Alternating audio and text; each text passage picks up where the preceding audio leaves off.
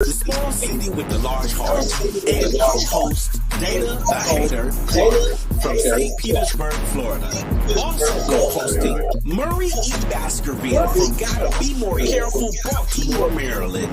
These are your hosts, bringing you the ultimate in sports news for the ultimate sports fan. Be sure to download the Try 99 TV app on any smart device and subscribe to In the Zone Sports Talk Television.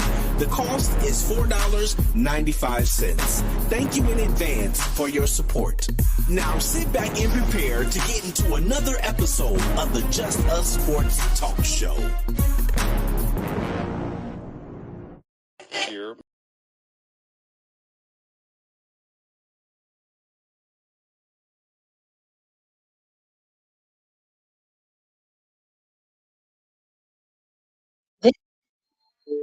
Good evening, everybody. This is Monday, April the 10th, 2023. I agree, say 19 something. Lord Emmer, I was going way back.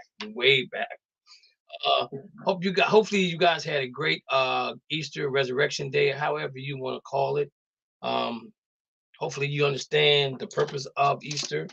It ain't just about Easter bunnies and eggs and getting new clothing and things of that nature. It's all about he gave his life for us so that we can live and that we can praise him as much as we can while we're here on this earth. And then hopefully you'll see him on your next stop. All right. So anyway, ladies and gentlemen, we got a lot to talk about today.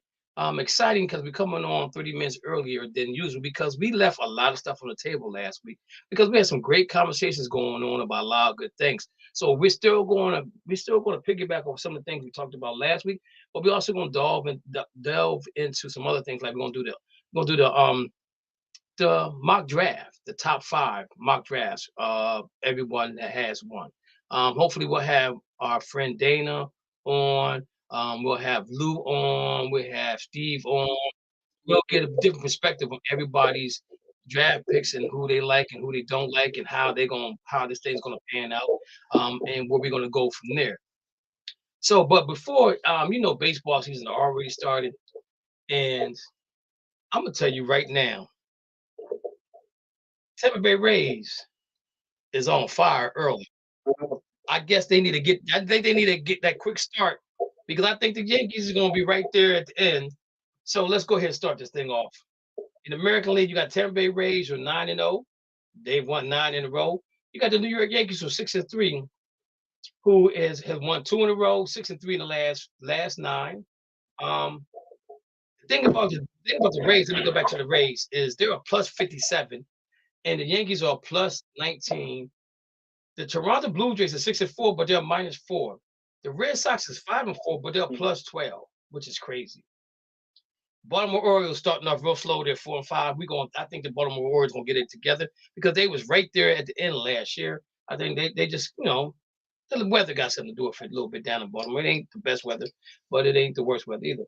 In the Central Division, you got the Minnesota Twins who are 6-4, lost 2. They're 6-4 in the last 10. You got the Cleveland Indians who tied with them at 6-4, won one game. They're 6-4 in the last 10. Out west, you got the Texas Rangers 5-4. 1-1, 5-4 in the last 10. And you got the Los Angeles Angels with 5-4, and they lost 1, and they're 5-4 in the last 9. The thing about the Angels is the Angels been getting a whole lot of runs, and Ohtani's like, what else can I do? I'm pitching good. I'm batting good. What else do you need me to do? I need some help. He's writing in big bold letters right in the infield. In the sand with red letters, help. Is it coming? In the name of it's coming, but it ain't coming in the Angels. Coming in as a Dodger, baby, because I know he's coming. He's coming. Astros are 4-6. That's because they're without Altuve, however you spell his name. Cheater, just call him Cheater. He messed up his wrist in the Altuve, thank you. And the World Baseball Championship thing, or whatever you want to call that mess. I think they need to figure that out. Wow. In the East, Dana's Atlanta Braves surprisingly 6-4, But they lost 3 in a row. They're 6-4 in the last 10, but they're +7. They're the only team in that division is a +7. Wow. The Mets are 5-5. We spent a whole lot of money on a whole lot of players. They lost 1 and 5-5 in the last 10. The Milwaukee Brewers are 7-3, 1-1 and 7-2 in the last 9. Pittsburgh Pirates surprisingly are 6-3, 1-1 game, 6-3 in the last 9. Arizona Diamondbacks are 6-4, 1-3 in a row. They're 6-4 in the last 10. The Padres are 6-4. They're +8, 1-3 in the last 10. They 1-3 and they 6-4 in the last 10. And my Dodgers are 5-5. They're +16, but they lost 3 in a row, 5-5, and they gave up a whole lot of runs the other night. I mean, a whole. If somebody came and said to you, your baseball team had 6 runs, you'll say, "Oh, I know they won that game." Son, not the Dodgers, not the Dodgers, baby. Yo, it may not be our year right now. I'm telling you right now, it looks suspect, but the season's still young. I still got faith in my Dodgers. And 5-5 right now, I'm okay with that. They just got to turn it on because everybody know you played within your division in the first month and a half. To get that space there, see to feel how you feel for other teams in the division, and we'll see how things go pan out for that end. So I think we got Lou on the line, we got Dane on the line, and we got Mo on the line. So Lou, tell me what you see in your baseball team that's pleasantly surprising for you right now.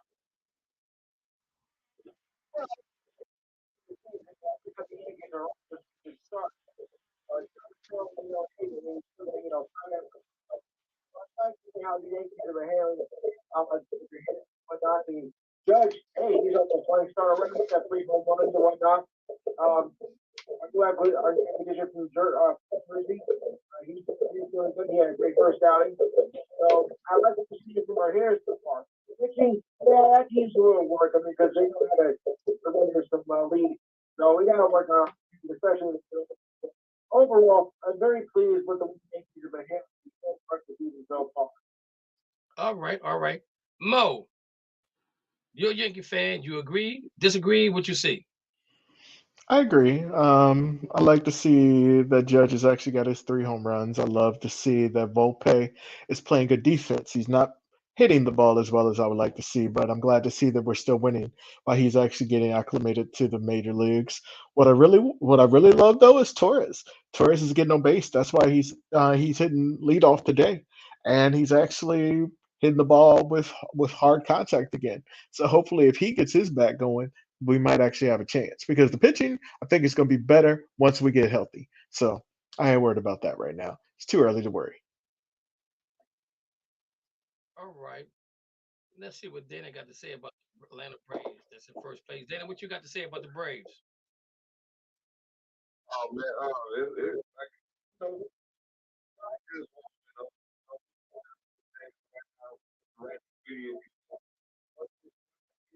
correctly winning again. We showed off the first couple of games. Everybody can't be the Rays. It's a crawl. It's a crawl, a walk, then you make that run. Okay. And as far as my Dodgers are concerned, I think their problem is that they allow analytics to take over as far as them understanding the game of baseball. Because now that you can't hit now you ain't in the shift no more. You gotta play that ball straight up. I watched them play the Diamondbacks, right? Diamondbacks didn't hit the ball at the park. They're hitting grounders, up the middle. They was hitting them up the middle, hitting bloopers. They was hitting the ball pretty hard, but it wasn't hitting them out the park. So I think that now that you can't shift no more, it's hard for them guys to understand that, and you can't get used to that just in the spring league. That's gonna take some getting used to right now. Um, as far as to what I can see for the Dodgers, because nobody's knocking the cover off the ball. They're just consistently hitting the ball. Now, do we have some pitching problems? We probably do. The guy they had pitching yesterday, Groves, I think his last name was. It was the second time out. I think he's probably done at this point.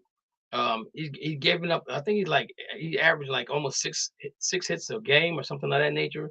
ERA is like 6 and 6.8 or something like that. I don't know. But last time he's out, he had strep throat. He was sick. This time he was 100% healthy, and they was tagging him. So I think watching the Dodgers play, and they can't use a shift, it's hurting them a little bit. I think that shift is hurting a lot of teams right now because they was all built on analytics going forward, and now they can't do that any longer. So we'll see where all this goes moving forward in the MLB. Dana, do you have a Black History moment for us? Black History moment. Was that like the woman in sport? Oh, I forgot you've been going on vacation for a while. We're doing anything deal with Black History now. But if you don't have one, that's cool. Okay. If you don't have one, that's cool. I got my draft pink.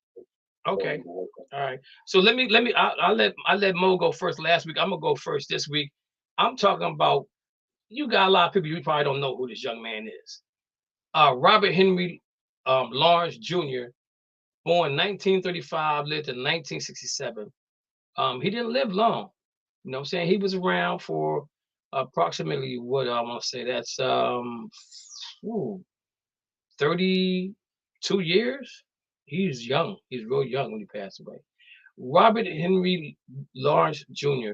was the first African American to be selected to be an astronaut. He was also a test pilot and a senior United States Air Force pilot with over 2,000 flight hours. Born in Chicago, Illinois on October the 2nd, 1935, Robert Henry Lawrence Jr. graduated from Inglewood High School in Chicago in the top 10% of his class.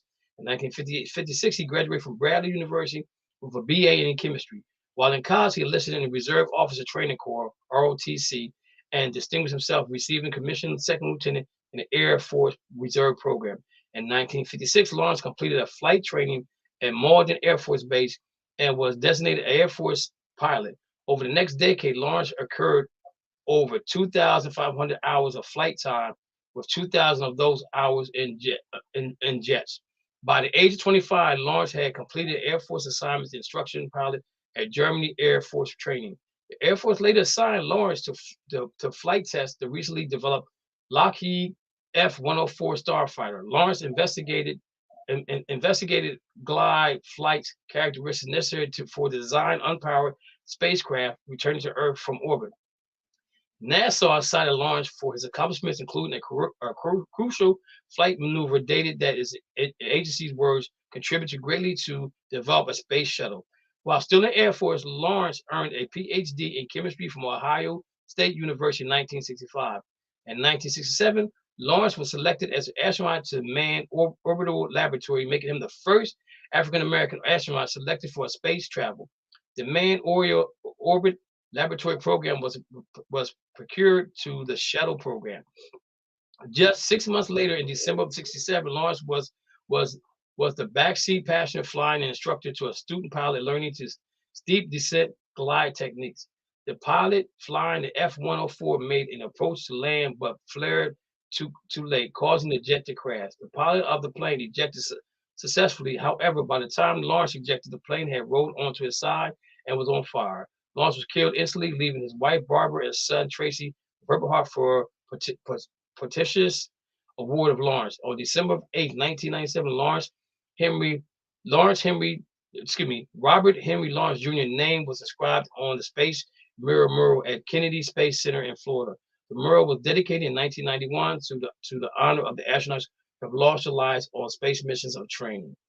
So, I didn't read this before this, but I figured I was like, he passed away early, so basically he got killed in a crash. But that's the life of Robert Henry Lawrence Jr. Thank you for your contributions of being the first Black astronaut in the United States of America. Rest in peace, Robert Henry Lawrence Jr., 1935 to 1967. Mo?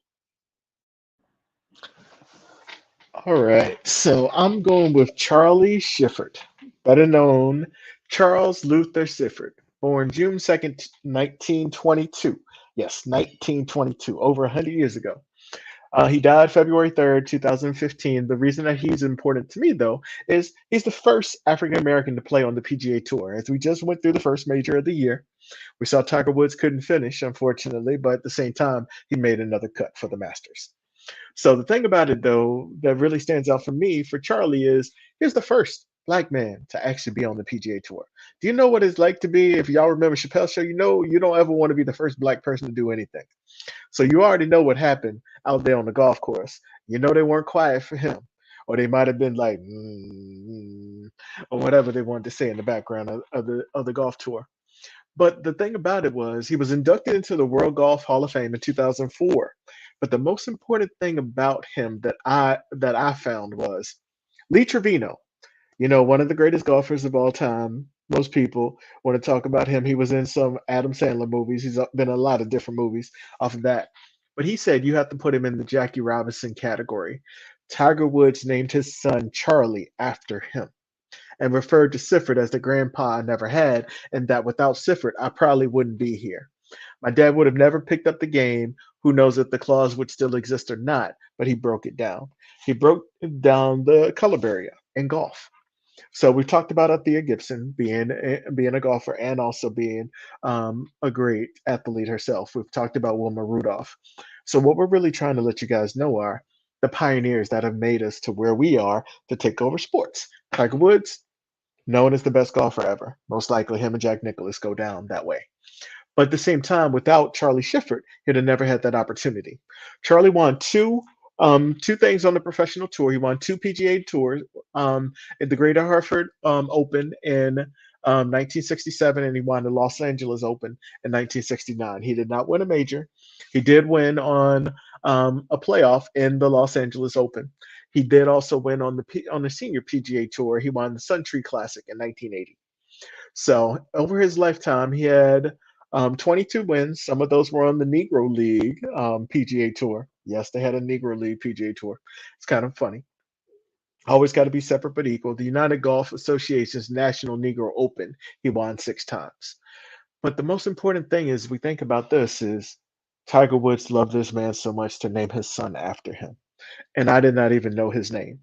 And that's just telling you right now that there's so many great people that have made a life for themselves, that have made life easier for us, that we need to give homage and also pay respect to because of what they did and what they gave up to actually make it where we had an opportunity in sports. Probably without Charlie, we wouldn't be talking about golf right now, K-Dix. So, Charlie Sifford, great American hero, died February 3rd, 2015, but at the same time, lived a great life. First African American man to play on the PGA Tour. Now, speaking of golf, guys, I don't know if you guys watched the golf over the weekend. I didn't get a chance to watch a lot of sports because I was out shopping. Let me just tell you how my Easter holiday weekend went. Friday morning, I get up. My wife goes get her nails and feet done. We get on the highway. We stop at the Gap where I used to work at for the military to get a bottle of one of my the trainers at the high school, one of his favorite liquors. They didn't have it there, so we didn't get nothing. Got back in the car, drove to Hershey Outlet. Um, I bought my first pair of Nike sneakers. I never had Nikes before. The only reason I got Nikes is because my niece had bought me some Nike socks for Christmas, and I didn't want them to go to waste. And I coordinate. You know what I'm saying? The mushroom belt with the mushroom tie and all that. I coordinate. So I went and got some sneakers. I got a sweatsuit, and I got a sweatshirt. I got that from Hershey. So we left there and we went to Lancaster Outlet. I went to Lancaster Outlet. Went to the Puma store. They didn't have it. And Puma, y'all got to get this right.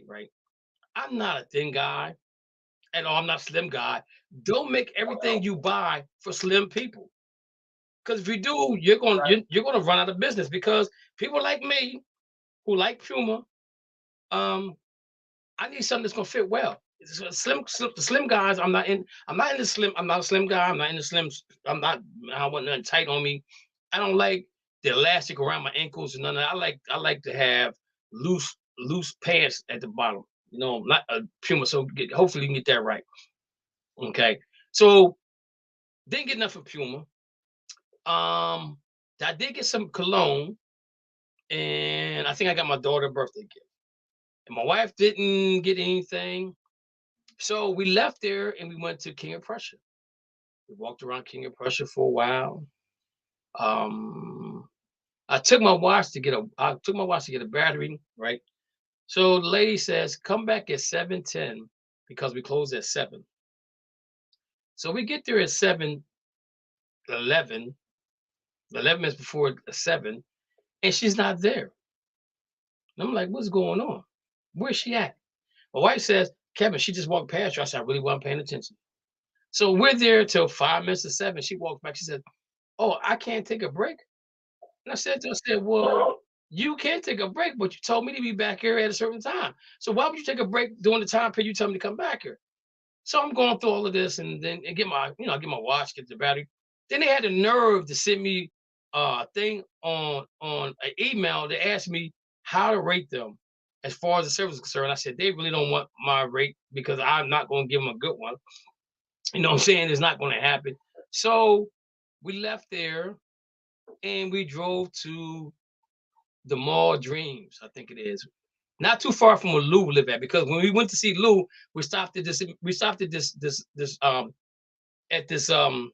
Mall of Dreams, which is right across the street from the Giant Stadium. Yeah.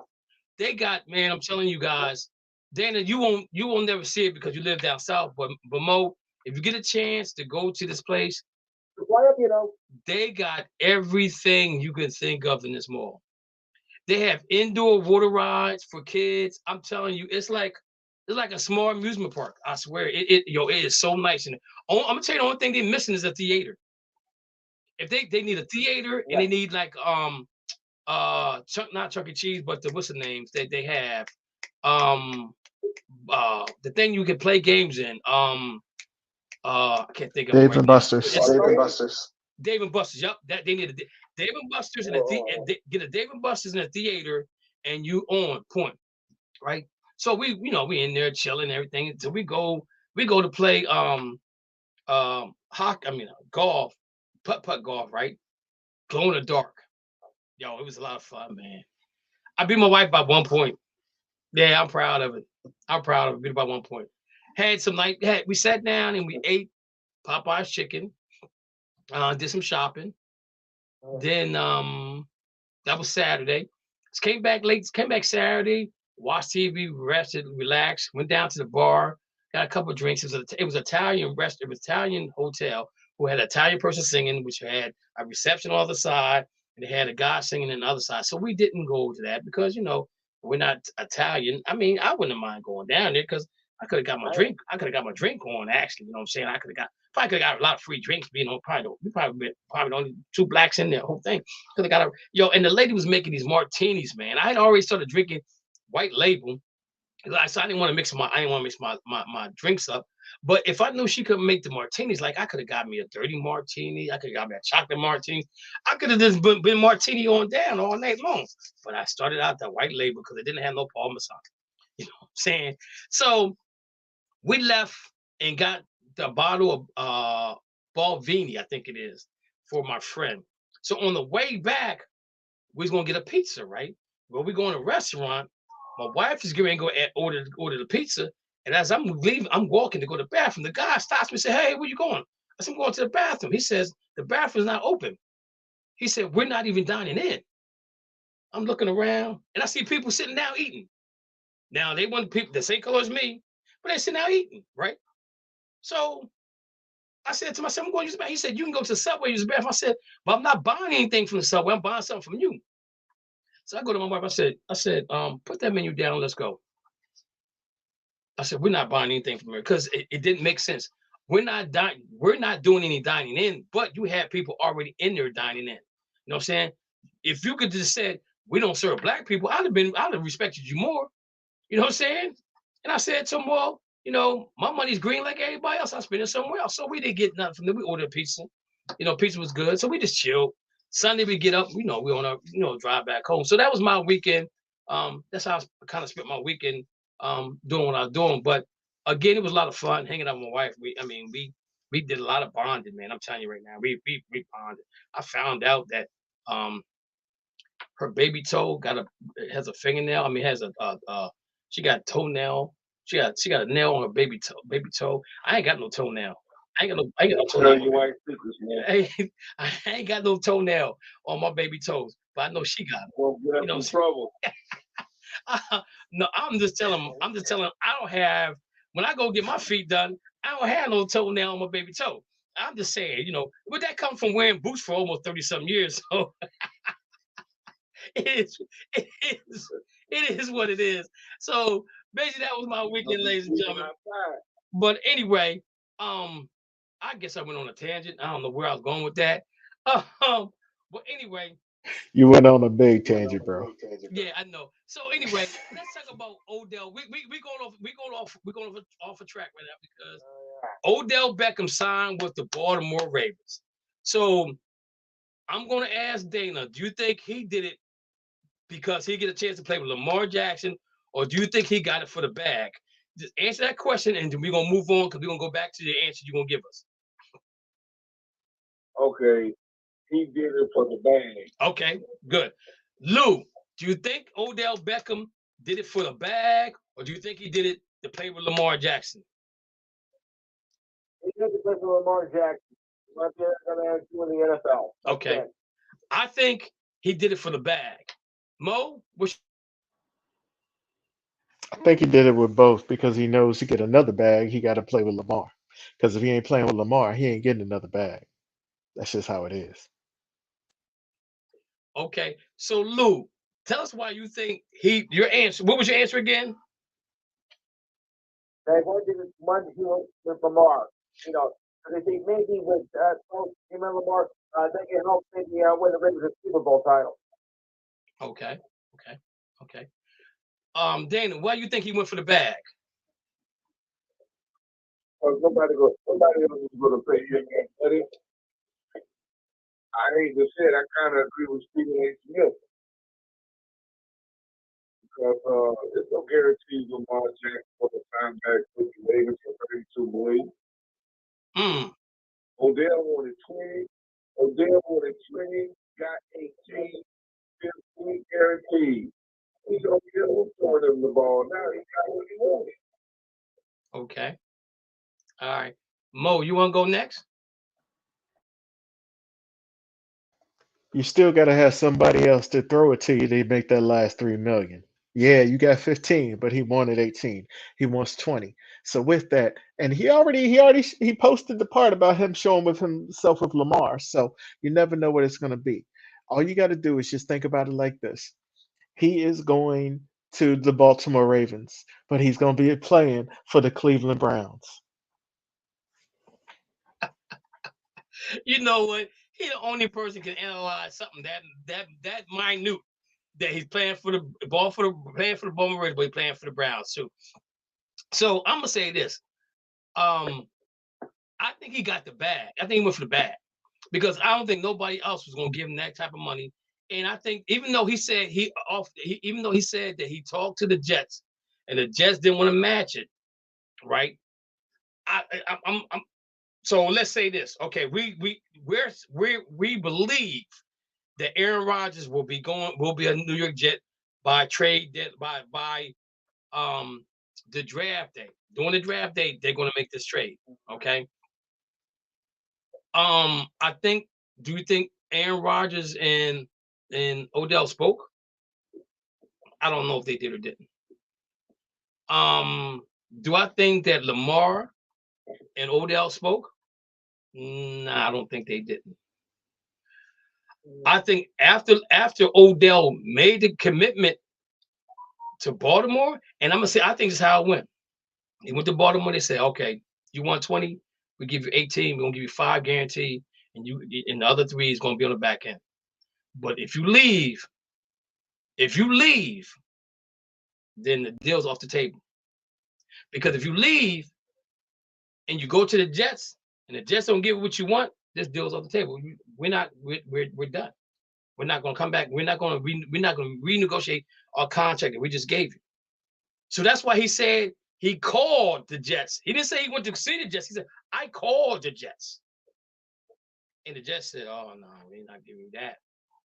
Now, is that reason for Aaron Rodgers not to go to the Jets? Maybe, maybe not. But I think that after Odell signed the contract, he did get in contact with Lamar and said, yo, you got your number one wide receiver. Now, is Odell still a number one wide receiver? I don't know. We're gonna see. Two ACL tears in the same knee.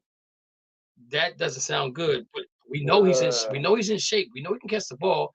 The thing with him is where he's gonna be dangerous to me more so than anything else is in the red zone. I think that's where he's gonna make his money with Baltimore in the red zone. But that don't, to me, I still don't think that makes a difference for Lamar Jackson going there or not, because if that was the case, they'd have been took care of this. Why did they wait? Why are they waiting so long to bring Odell Beckham in here when he's been a free agent for how long now? They could have took care of this at the beginning of free agency with Odell Beckham. So Baltimore is searching for something to help them, to help convince them to bring Lamar back. Lamar said, I asked for a trade. Did Lamar say he didn't want to be traded after they signed Odell? I don't think he did. Lamar staying quiet as a church mouse on a Sunday morning in the pew eating some cheese, because he's not going to let the cat out of the bag about what he wants to do until the last very moment.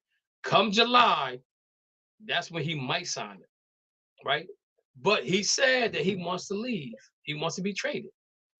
And I don't know what other wide receiver could come there. Maybe DeAndre Hopkins could have came there. I don't think it would have changed his. I don't think it's going to change his mind. Like Dana said, Odell got what he wanted. Odell wanted 20, but he got 15 guaranteed. He's like, maybe that was the mark that Odell really wanted. Odell might have said, I want 20. They said, yo, we can't get 20. We might be able to get you 15. They gave him 18 with guaranteed of 15 million. So he walk around with 15 mil in his pocket. Bulging now. He got that black card, the black diamond card, the one that had a diamond that glows in the dark type of card. You know what I'm saying? That's what he got. So I get it. I still don't think that has any bearing on Lamar coming there and playing again. And Dana, I remember you saying last year that he should never play. I get your point now, because now what they're doing with Lamar is they're holding it against him. He played last year on faith. He played last year on the faith that they was gonna take care of it, and they didn't. Now they're using that he got hurt against him because he played with the franchise tag last year. So come on, Baltimore, you can have it both ways. You gotta give a little to get a little. You know what I'm saying? You gotta give something to get some. You know, so I'm not mad at Lamar for doing what he's doing, because now Baltimore, even though they said he wasn't getting Deshaun Watson money, okay, but getting close. The 133 they gave him was for a 3-year deal. That's like Kirk Cousins. You know what I'm saying? Would he probably see the end of that 3 year? He probably would. He'd be looking for another bag too, you know, because I think the CBA might be up with 2 more years, I think, or is it no, not CBA, but the salary cap is going to go up next year significantly, okay, right, because they got the new contract with YouTube television, so the contract will go up significantly in the next year. So his bag won't be that big if you sign the contract right now. With, I think you can, if he were to do like a 3 or 4 year deal with them, he's like, okay, yeah, year 2 of this 4-year deal, I want a 20% increase if this happens or that happens, whatever the case may be. You know what I'm saying? That I'm just saying. But I know Mo is itching to say something. I'm looking at him. He rolling his eyes at me. Mo, what's up? No, I'm just surprised that we ain't talking about the WNBA draft right now. The girls are actually doing well. Leah Boston went first, so I'm just talking about that. I'm very surprised we ain't talking about that right now. I mean, we had a great tournament. They took the Monday because the NBA took Tuesday, so that's all I'm saying. All I'm saying, I'm getting alerts on my phone about the draft, so that's it. So and, and, and, and the reason why I didn't talk about the draft is because it's going on right now. And I apologize for all the listeners or watching us right now that we're not talking about the draft, but we will talk about the draft next Monday on how the teams went. I'm a Connecticut Sun fan. I don't know who everybody else like, but I'm rocking with those guys right now. Liberty. He like, and Lou said he liked the Liberty. Mo, do you have a team? I don't. Dana, you have a team? Oh, I went for NCAA.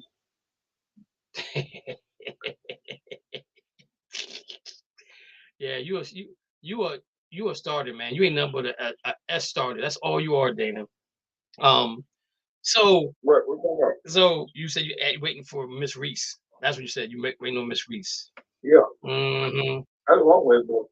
Okay. Mm-hmm. Okay. So Dan, let me ask you a real quick question right here.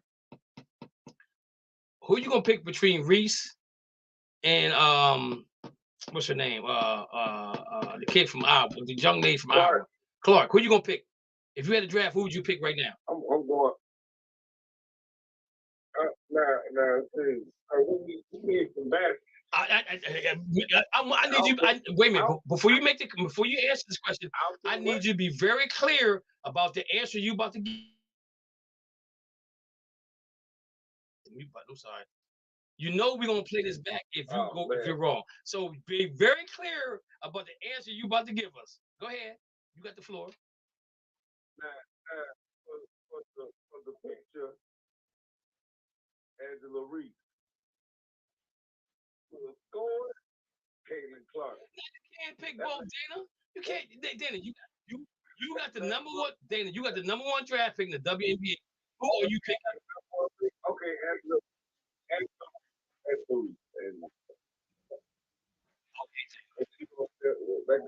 Okay, Dana. Yeah. All right. Okay. All right. Okay. See, I tell you, you the S starter. You the S starter. You the S starter right there. He is the hater. Man, ain't no way. Caitlin is the next female Steph Curry. Ain't no way you're not gonna draft that girl number one. She's the Larry Bird.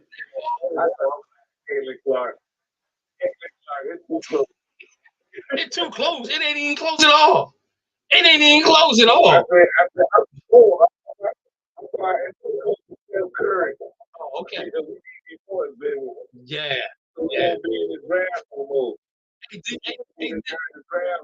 Hey, Dana, is that WNBA team in your area, in the Florida area? What's the closest? Atlantic Dream, right? Yeah, the closest to Atlanta. Okay. Yeah, they need we're offbeat again. But I'm gonna say this though. After what the college girls did in the tournament, and they had more watchers than the men did, that should say something about how the game should be played. Y'all thought I was lying to you when I said that girls basketball is better than guys basketball. I've been trying to tell y'all this for the last 10 years.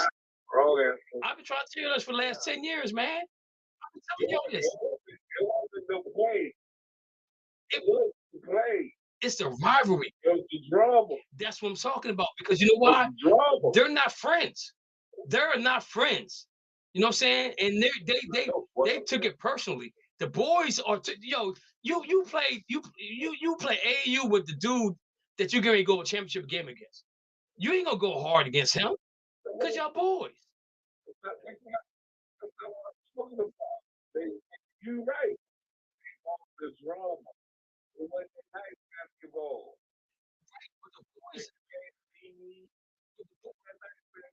But Dana, the boys basketball is not like that at all. What I'm saying to you is, and I guarantee you, in the top 4 teams, other than Florida Atlantic, I bet you the other 3 teams they had probably 3 or 4, maybe 3 to 4 or 5 players that play AAU basketball together growing up, so they became friends. So when you become friends, you can't make your friend your enemy. You can respect them on a basketball court. You can beat them, but you're not going to do what that happened. And that's the thing about basketball is female basketball is all about playing the game the right way. I'm not saying the boys don't play the right way, but it's too friendly. You look at all the guys. Look at all the guys that play AAU basketball in college basketball. They ain't gonna say nothing. They ain't gonna say nothing disrespectful to their friend. Caitlin would put her hand up and wave their hand over, and then Reese came back with the ring and all that. And that's good to me. That's good sportsmanship. I mean, that's a lot of fun. It's bragging. That's what you do. You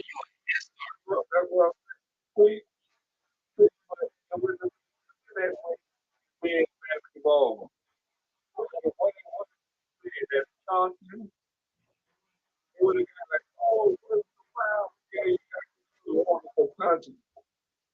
Man, Whole playoff. well, The whole playoff.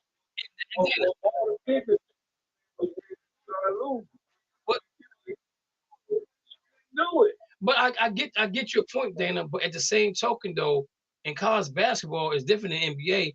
So my thing is, this is where I'm saying, if the boys college basketball didn't learn anything other than playing at the higher level than the girls, then there's a problem there.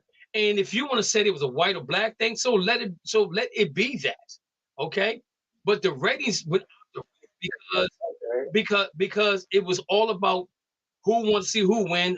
Somebody got to win, somebody got to lose. You know what I'm saying? And I guess this would be the first time in like 2 or 3 years somebody will say, well, who did Louisiana lose against? They're gonna say Iowa. But Dana, who lost in the boys championship last year? Man. See what I'm saying? You get my point, right? You get my point, Mo? North Carolina lost to Kansas. I know that now because of last week. Right. So let's go back 2 years from now. Who lost in 2 years? Who lost the year after last year?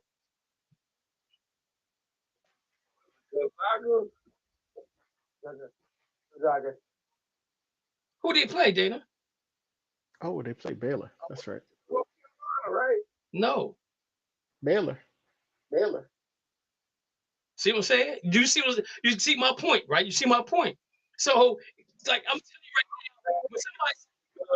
now, but Dana, when somebody say who the LSU's lose to, they go like Iowa. They gonna come right because that's how good the game was, regardless of how it got to that point. That's the way basketball. But that's the way the basketball is supposed to be played, Dana. That's the way the game's supposed to be played. You leave no prisoner. You take no prisoner. Man, look. And what's wrong with that, Dana? A little drama brings more business to your stuff. Dana, come on now. Come on. The female, every time you put women together, it's more drama. and they can know each other for about 25 years, and it'll still be drama. These girls don't know who. Dana, stop, Dana. You can't. What? I'm telling you right now, you can't change my mind because you know I love girls basketball. That's all I know how to coach a girl basketball. I am, brother. You a woman coach. But my thing is though. You've been talking since we started this. Exactly. And I'm telling you,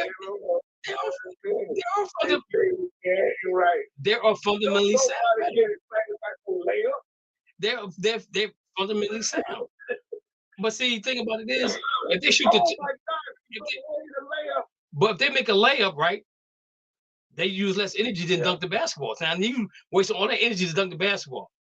Look at all the extra energy that man gotta use to dunk the basketball where girls just make a layup. See, that's smart basketball. Man. That's all the thing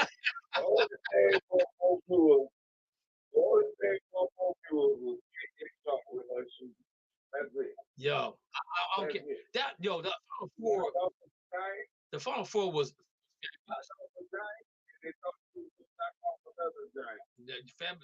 Final Four was fabulous. I'm gonna say this. I think that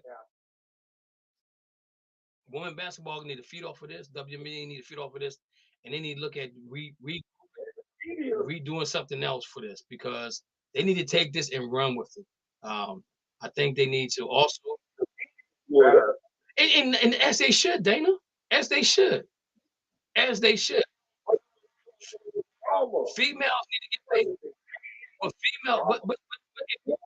But then it brings the attention that we've been asking for the longest time with the WNBA. They need to get paid more money so they don't have to go overseas. Look at what happened to Brittany Griner going overseas. She made over $1 million, and she probably spent all that up trying to get out of Russia. All because we gave arms to Ukrainians.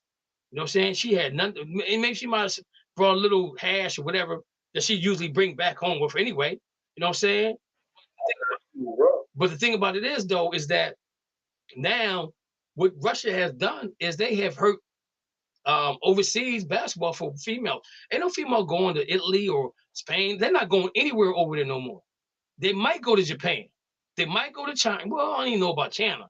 They might go to Japan. They might even go to China no more because they don't want to take the risk of not being able to come back home. You know what I'm saying? So now that is the case, right? So if that's the case now, so now the WNBA and the NBA need to step up and give these young ladies what they deserve to be paid. So that they deserve to be paid what they deserve to be the best basketball player they can in the league of WNBA. If you try to put this on the map, then put it on the map the right way, pay them what they need to be paid so they don't have to go overseas. Get them sneaker deals that they need to get. All that other stuff that they've been getting overseas, they need to get it here in the United States.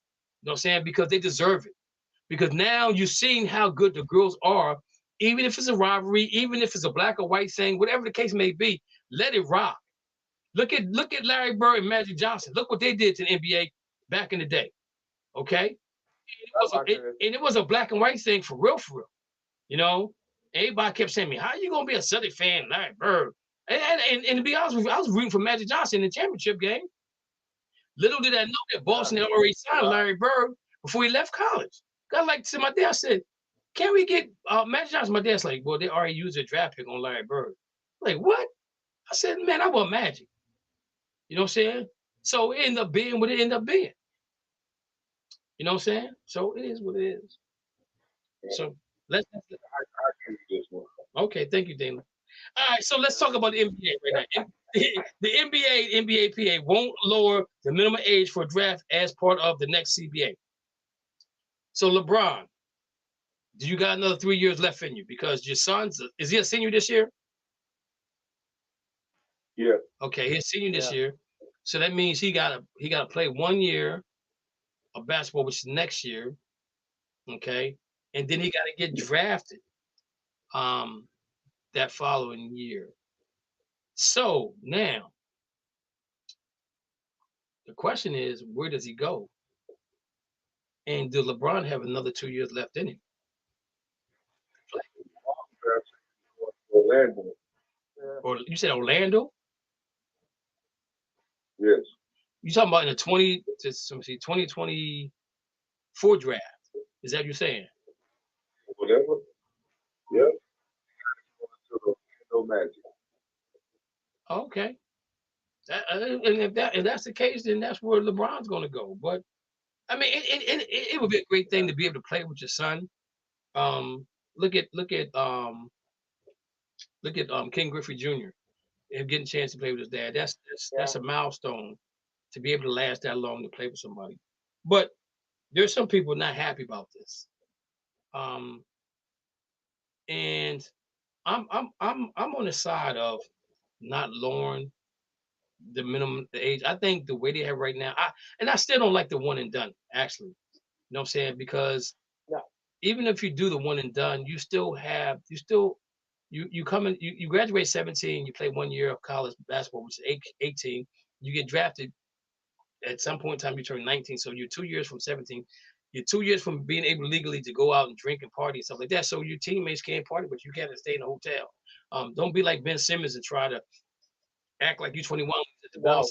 When he went to play the Celtics, try to get in the bar at 19 years old, and you stand at 6'10", like nobody's not gonna know who you are. That was just idiotic of him. But I like for them to keep it that way with the age, because they still got to grow. They still have to mature. There's a lot of growing they have to do. At 19 years old, you're still young. You still have, even though you're making all this money. And the thing about it is, guys, at 19 years old and you making $1 million some dollars playing basketball, your mindset is first, I'm getting me a PlayStation. I'm getting me an 80-inch screen television. I'm buying my mom and dad a house. I'm buying my brother, sister, whatever they want. You know what I'm saying? And hopefully you got a good agent. If you don't, then this is where sometimes their mindset go. You know, they do things that they normally wouldn't do. You know, can you imagine you being 19 and having all this money to do whatever you want to do? So Lou, what's your thoughts on the age limit in the NBA? Are you okay with it? Do you think they should change it? What's your thoughts?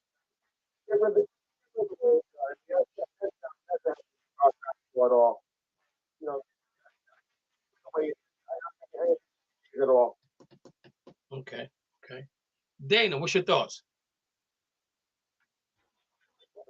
Let them go ahead and limit. I mean,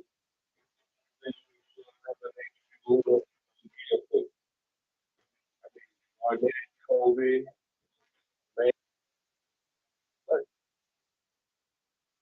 you got to say come on.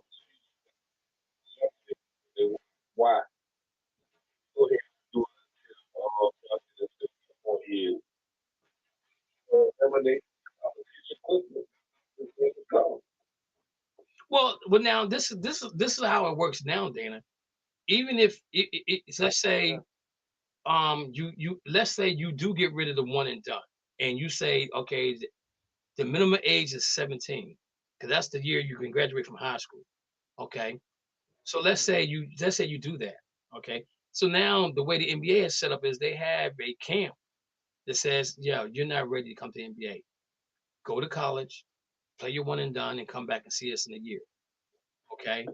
Or they say, yeah, you're ready to be, you're gonna be you're in the first round of the draft, or you're in the second round of the draft, or you can be a free agent somewhere if you're willing to put in the work.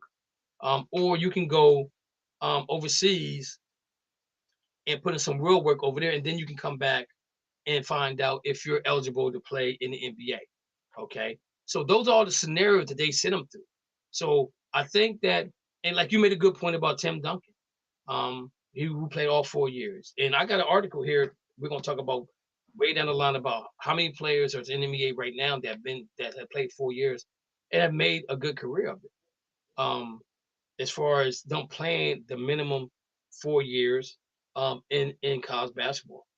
If you think about it, if you look at the players that got drafted, I think Tim Duncan might be the last player to get drafted that played all 4 years at number one.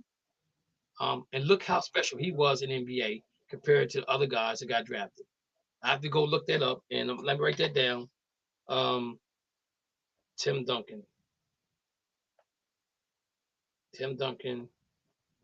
number one pick, 4 years. So let's see who else did that as well. Guys, we lost Mo. I think his screen froze up. Hopefully we can get him back on real soon. So basically, this is what they're saying. The NBA and NBPA had tabled the possibility of lowering the minimum age to enter the draft as part of its next collective bargaining agreement, which would mean the one and done rule will continue. The league wanted to eliminate the rule, but the players wanted to ensure veteran players would be taken care of as part of the change.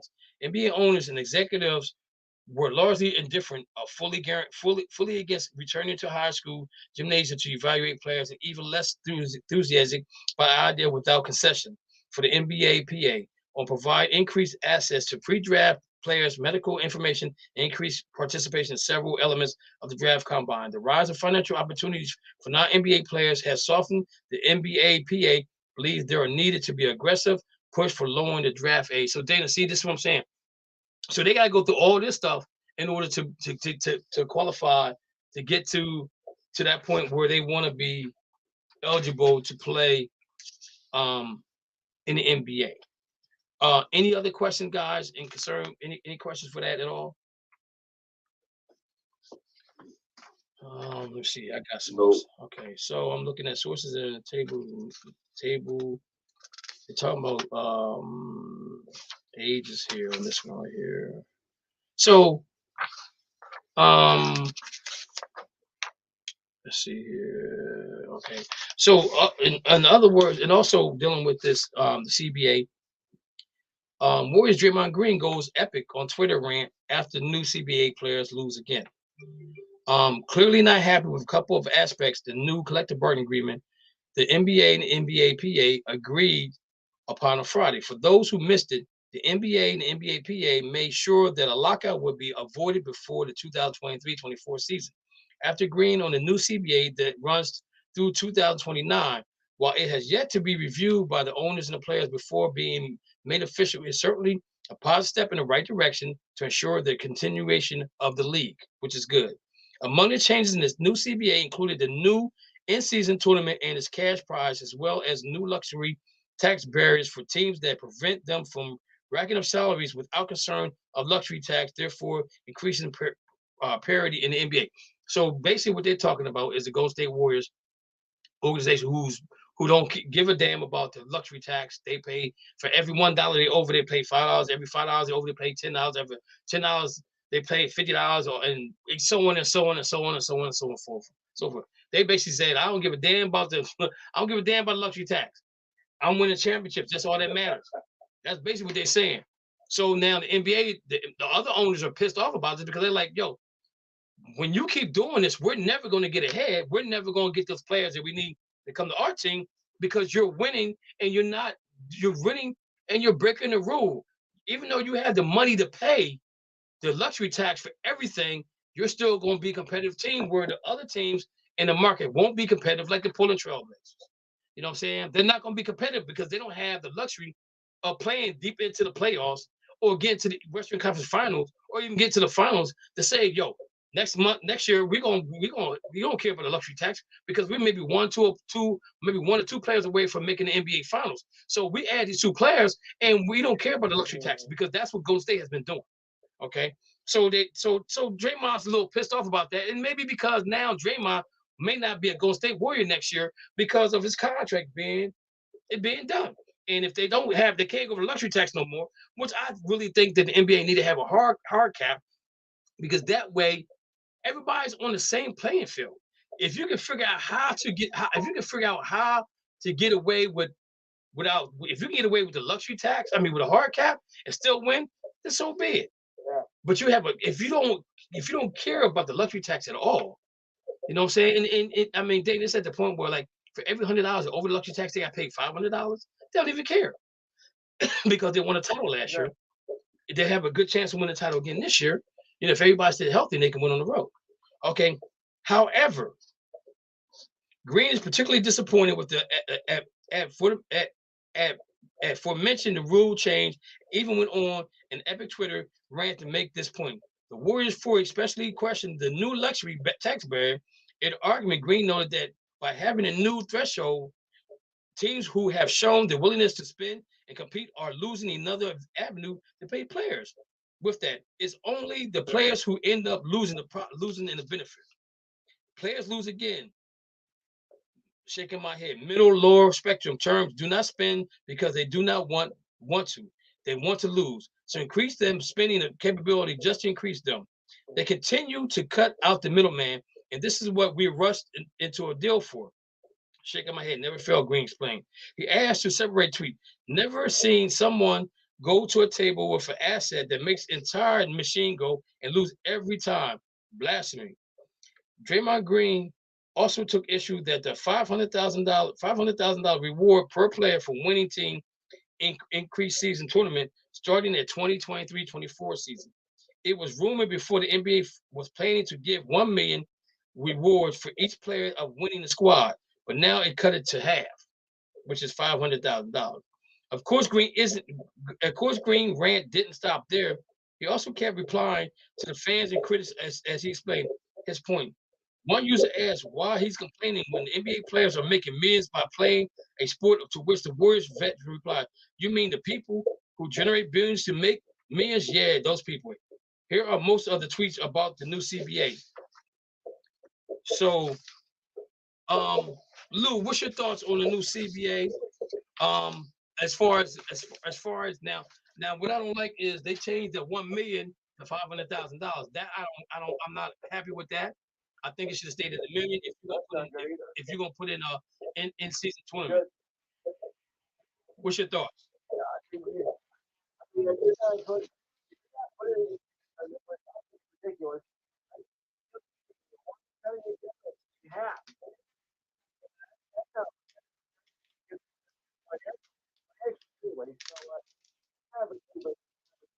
Measure right there.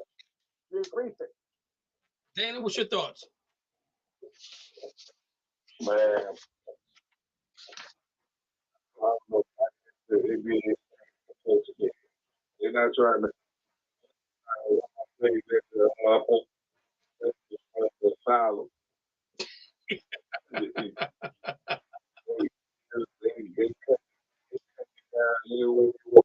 Like, no, you have to tell us, like, no, that's what it is. That's why I think it's just doing everything was doing, you know, you have to keep a fair market. But I mean, the Warriors there every year. I mean, they can't get that before the Trailblazers not winning, and they beat them. But I'm just saying, man, like, go ahead. But the thing about it is, Dana, if you really think about it, the Portland Trailblazers, Portland's not a high market in place as far as basketball is concerned. No. So basically, what you have to do, you have to draft well, go through free agency well to put together a team that can win. But if you're a team like Golden State Warriors, who says, player A on Portland, I'm gonna give you $5 million if you come and play for me, and they can only offer you $3 million because they don't care about the luxury tax. Because at the end of the day, Golden State Warriors are deep in the playoffs. They get to the Western Conference Finals. They get to the finals. Portland hasn't been to the Western Conference Finals in what, 4 or 5 years? They've been in the first. They've been eliminated in the first round or the second round, so they don't go deep into the playoffs. So their revenue that they would get if they went to the Western Conference Finals or went to the Western Conference Finals or to the finals, they will make some of that money back up because they played further into the season. So that's the problem that's the problem that they're having with the situation. So and I think Draymond Green, I get his point at the same token though, but you got to be fair all the way across the board. You know what I'm saying? This is why you hear rumors about Draymond maybe going to the Lakers, or Draymond maybe going to the Sixers, or Draymond maybe going to the Dallas Mavericks, because with the salary cap thing, they can't afford to give him what he wants in Golden State. And so if you're gonna take less money to stay in Golden State, or you're gonna take the max that you can get somewhere else and go play. That's the question they need to be asked. You know what I'm saying? Mo, you back on? You got comments on this? I'm guessing we talk about Rudy Gobert and Draymond Green. No, we're talking about the cap, but the new CBA. Oh. On the heart about the cap, what they saying is that Golden State cannot keep Jaylen won't be able to go with a cap like that. Huh? Mo, you still there? Mo's the froze on me again. He having technical difficulties. I don't know what's going on. All right, so go ahead, Mo. I got nothing. Okay. All right. So now another thing on the CBA include cap exception for second round draft pick. So the NBA owners will hit them in the head. Bam, bam, bam, bam, bam, bam. The NBA new collective bargaining agreement will introduce new cap exceptions for second round picks, reported by Sham. Under the new system, teams signed their first round pick to a 4-year contract using the rookie scale exception, with the compensation around depends on the player's exact draft position. But if the team wants to sign a second-round pick for more than the rookie minimum or for more than 2 seasons, it must use cap room or exception such as the mid-level. Oh, this is going to be tough. This is going to be tough right here. Yeah. While we don't know yet exactly what the second-round pick exception would look like, suggesting that teams will no longer have to use their mid-level exception when they sign their second-round draft pick to their first NBA contract. So now the exception should allow for deals up to 3 to 4 years. Here are more of an update on under the new CBA. There will no longer be restrictions on how many players, designated rookies, or designated veterans contracts a team can carry. Per Wojcicki, Bobby Marks of ESPN, in 2017, CBA teams are prohibited from having more than 2 players on each team of contracts on the roster and couldn't acquire more than 1 via trade. Restriction free agents will benefit a little bit more from the CBA, according to Woj and Mark, who reported the qualifying offers for restricted free agents will increase to 10% from the current salary among those, while matching periods of other sheets reduced for 84 hours to 24 hours. The NBA and the NBAPA has agreed that prospects attending the annual draft combine will require to undergo physical examinations. The results of those physicals then will be distributed to selected teams based on where the players projected to draft. Presumably, that means a team drafting at 25 wouldn't have access to a physical exam for a player who projected to be a top 10 pick. I don't agree with that. More information on how players will be able to invest NBA and WNBA franchise explaining that they'll do via private equity firms and stuff like that. So that I'm okay with that right there. I'm okay with that. You guys got any comments on that one there? Anybody? No. Okay. Next thing is next thing is the NBA reached a tentative agreement on new collective bargaining agreement earlier Saturday, assuring that player piece through the 2028-29 season, includes a few significant changes, but one particular one might quite pleasing for fans. The NBA will require players to play 65 games. What did we say? I said 72. I think Mo, you did say 62 or 65. Dana, what did you say? Do you remember? I said about 60. Okay, so we're looking at 65 games. So my question to you guys is, how important is it for a player to play at the end of the season than play at the beginning of the season? I was supporting with those 65 games. Yeah, but my question is this right here, because what's going to happen is they're gonna still do this player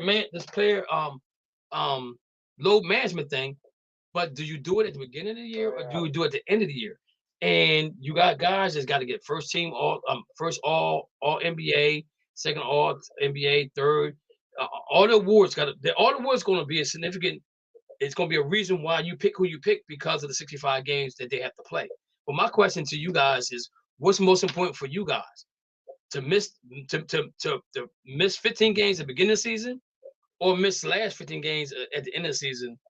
To me, I don't want to miss no games, period. Okay. If you hurt, you hurt. Exactly. If you hurt, you hurt. The load management. If we did 65 games right now, if we came up with a list of guys that play right now that play 65 games, you gotta take. Steph Curry wouldn't be on the All-Pro list. LeBron wouldn't be there. Anthony Davis wouldn't be there. What's the guy in the Clippers? The one that invented load management. Why? He wouldn't be on that list. He wouldn't be on the list. So you see what I'm saying? Those guys wouldn't even be on the list because they wouldn't qualify for 65 games. I mean, to play 65 games. So I like that in a sense, but the conversation was, well, if they don't do load management at the beginning, but they do load management at the end, does it really matter? How do you go about doing this? Do you do this? Do you do that?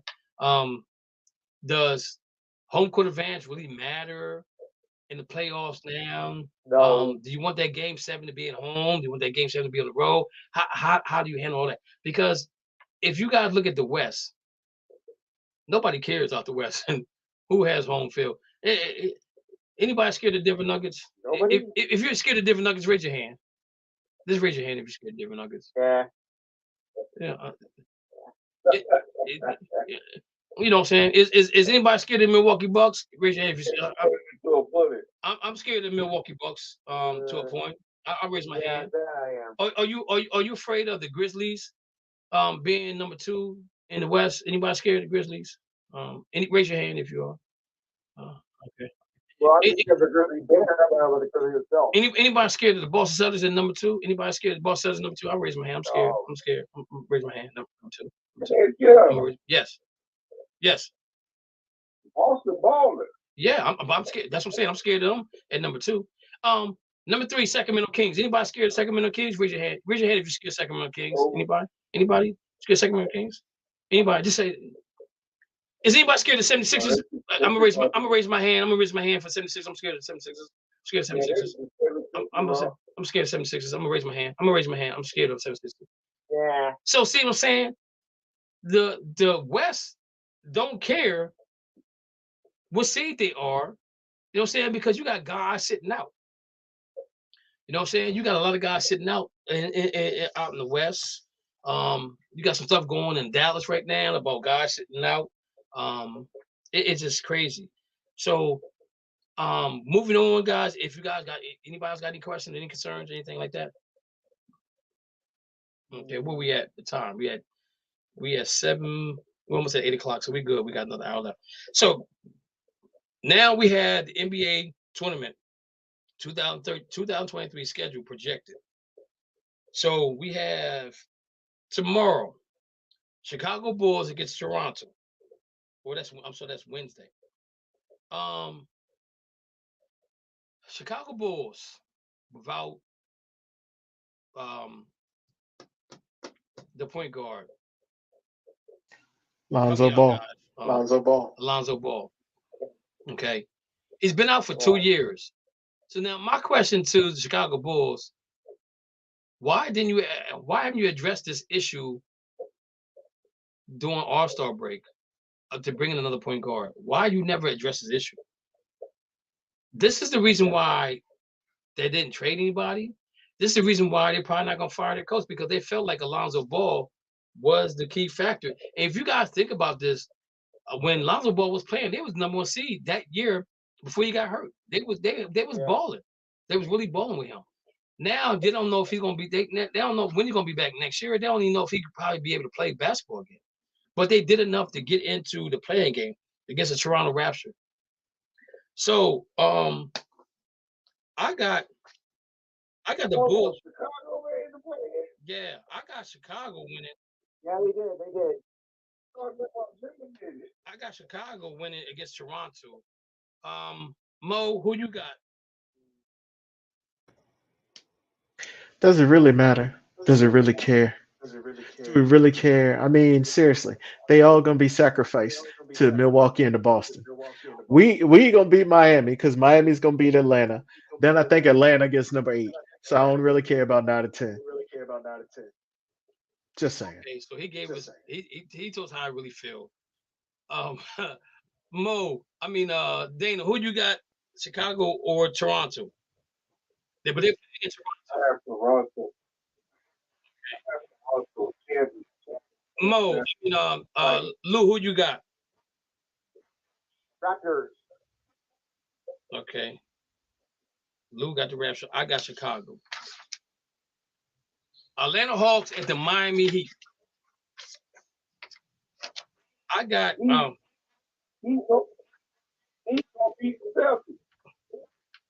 Dana got the Miami Heat. Mo, who you got? Or you don't care either?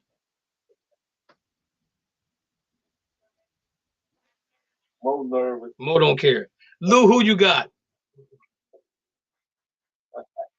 I'm gonna go with the Lakers. No, Atlanta Hawks versus Miami Heat. I'm I'm going to go with Atlanta. Okay, Lou got Atlanta. I want Miami because Perkins and got the percolator Perkins talking about Boston don't want to see Miami. And the thing about it is it's 2-2, and there's games the games that we lost, the starters didn't even play in 2 of the games. They were sitting down. Jalen didn't play or Jason didn't play. So yeah, I don't care. So we got Oklahoma City and New Orleans Pelicans. I'm gonna go with the Pelicans, even though Meisterburger ain't playing because he eating all the McDonald's and shrimp bowls and crawfish down there. I'm going with New Orleans anyway. I think CJ McCollum gonna ride that ship. I just don't understand how you gonna be. He's just not, man. And, he's stealing money. Lou, who you got between the Thunder and the Pelicans? I'm go with the Pelicans. Okay. Dana, who you got? I have New Orleans. Okay. Paige, close the door. Hey, Mo, do you care? Oh, I care. I want New Orleans to win. Okay. I do care. I want Zion to actually play in the playoffs this year. It ain't gonna happen in the playoffs. Ain't gonna happen in the play-in. It's not gonna happen in the playoff period. He won't see no action until next season probably. Next up, we got the T-Wolves, and we're gonna talk about them. Rudy Gobert has got to be the dumbest, smartest guy I ever met in my life, and McDaniel's got to be the dumbest, smartest guy too. How you gonna punch a wall, break your hand? What are you thinking of? If I'm Carl Anthony Towns, I'm like, yo, can you get these 2 brain surgeons off my team? Because this don't make no sense. He gonna swing at him at a game in front of fans? Yo, Rudy Gobert, stop acting like you don't know what time it is, dude. You've been really disrespectful to the game of basketball and to the fans. Minnesota Timberwolves don't deserve what you're dishing out, man. I don't care how mad he got. I don't care how mad you got. Unless he said something about your mom, about him doing something to your mom, then you take care of that locker room. But right in front of the fans, that doesn't look good. And then you get suspended. So Lakers going to win the game by default. Yeah. I don't need to ask nobody else about that. That's what's going on with that one. Dana, stop. It's the league that made that happen. So the Lakers can actually get in. And I said the same thing. The league did that to make that happen. All right. So next up, guys, we got the most valuable player awards. We got the awards for the NBA. These are all now. Listen, people. Let me explain something to you. We're not going off the NBA. We're doing our own awards. We're doing Just Us Sports Talk Radio Show awards. That's what we're doing right now. Okay. So, Dana, for most valuable player, who do you have and why? Most valuable player, I have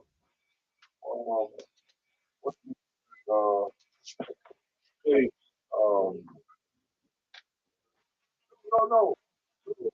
New York. Guys around. They wanted to stay in Dallas. Who are you talking about? Brunson. For the next month. Brunson, he didn't want to stay in Dallas. Yes, he did. No, he didn't. Sunday, he was getting ready to sign. He wanted to sign. He wanted to stay in Dallas. No, Dana, listen. Dallas made no attempt to sign him. So by them not making no attempt to sign him, that says we know that Dallas didn't want him there. If Dallas wasn't here, they could have signed him. He wanted to stay in Dallas. Is that what he's telling you? Trust and believe me, he wanted to go to New York. That's what his dad. That's what dad was. Dad was in New York. So you saying Jalen Brunson? That's what made it easy for him to leave. His dad was in New York. Right, but I think this is all in the works. And if you listen to Dallas owner, he says there is no what they call it there was no tampering going on with this because he knew that he was going to New York. That's why he said we're not. I don't think there was any tampering. We knew he was going. He knew he was leaving to go to New York from the very beginning. That's why they didn't offer him any contract, Dana. He was already in the right. But you say he's the most valuable player. Okay. Lou. Tell you what I heard. Okay. I understand what you're saying, but then what I want you to do when you get a chance, go back and listen to what the Mavericks owner Mark Cuban said. Because there was tampering going on with that whole situation. He just left it alone. He's just like, I don't have time to waste on this right now. And they try to correct it by bringing Kyrie Irving in there at the 11th hour, and you will see how that all turned out. Lou, who you got as your MVP? Well, based on what I've heard, I've seen it. I think I'm going to say Joel Embiid. He's really done the damage this year, and he's shown why he was his MVP. I'm not a Sixers fan. Let's get that over right now. But he has really shown that he deserves it with all he's done this year. I have a few wins, but I think he's going to take it. Okay, Mo.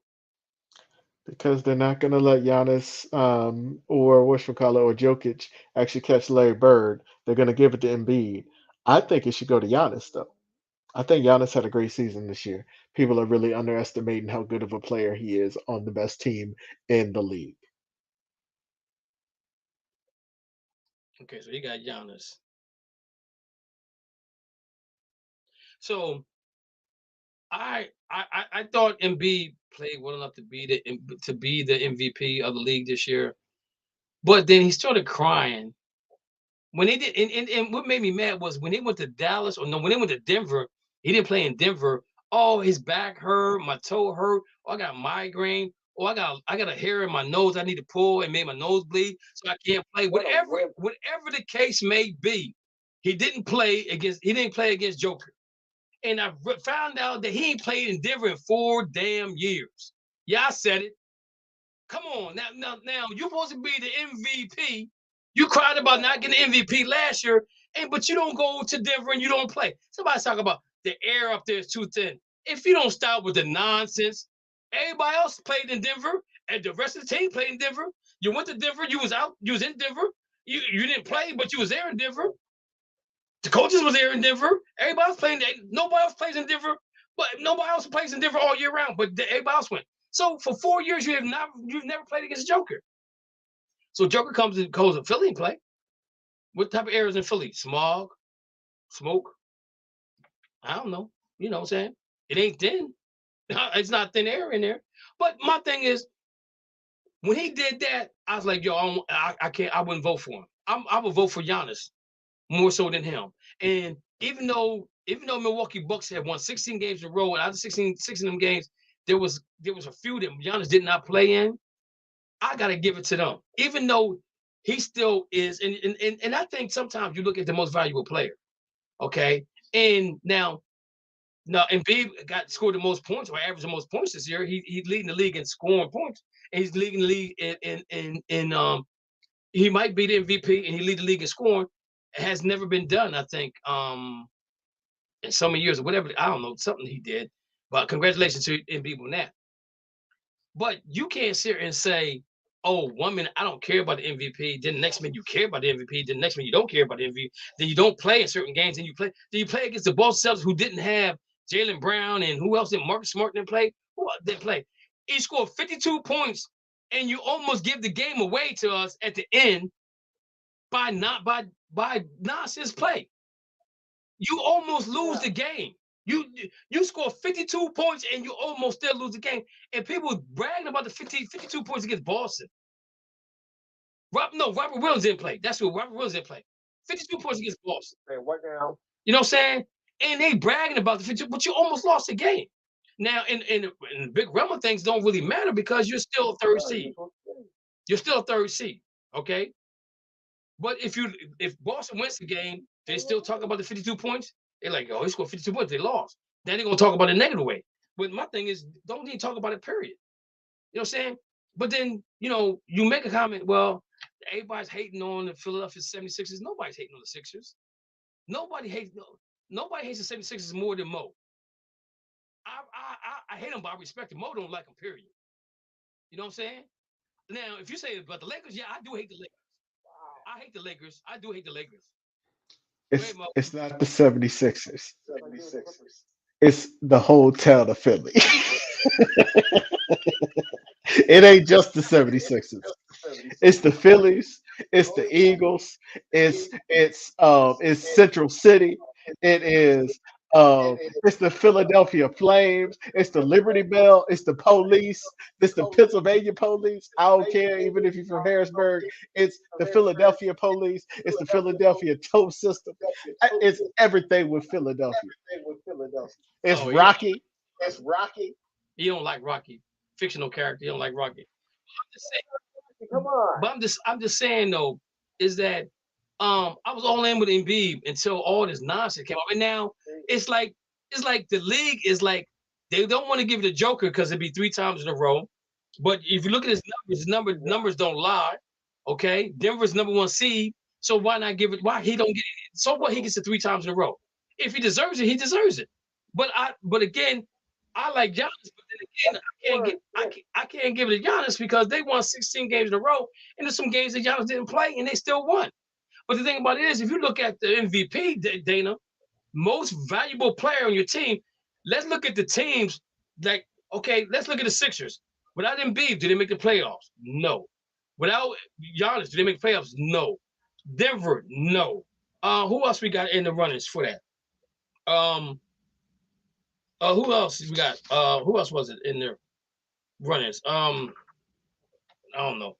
And the thing about you take Jason Tatum away from the Celtics, I think they still get in the playoffs because they got Jaylen Brown. You know what I'm saying? But that means the most valuable player is if you lose, if that player doesn't play, you have no chance to win. So that's why you gotta give it to Embiid because without Embiid on the Sixers team, they're just a regular team. Did they beat some teams without Embiid? Yeah, they did, but they wasn't very good teams. Let them play the Celtics without Embiid, see what happens. They lose by 55. Easy. And then they played Miami. They played the Miami Heat and got blown out at home because the game didn't really matter to nobody. You know, so I gotta go with Embiid. Giannis close, and I gotta give Jason Tatum a tight third in the race. Joker probably be third overall. But Denver got the best record out west, but nobody's scared of Denver. But Joker makes everybody around better. Yeah. You know what I'm saying? You know what I'm saying? That's what I'm saying. For the Rookie of the Year award, I gotta go with my man from Orlando. That dude is balling. Paolo, how you pronounce his name? Banchero. Banchero. Yo, this dude was good in college, but yo, he is special in the NBA.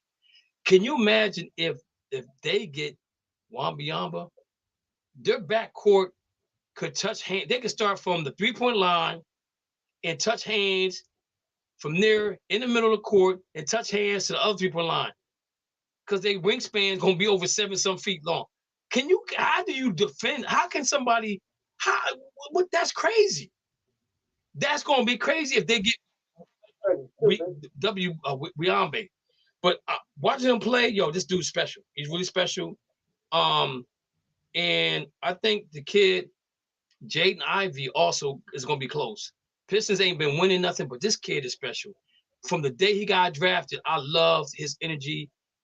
Anytime you're a grown man and you cry on television for the whole world to see, that says a lot about you as a person. that says how much you care about what you're about to venture into. You know what I'm saying? You listen to his life story, and it means a lot to you.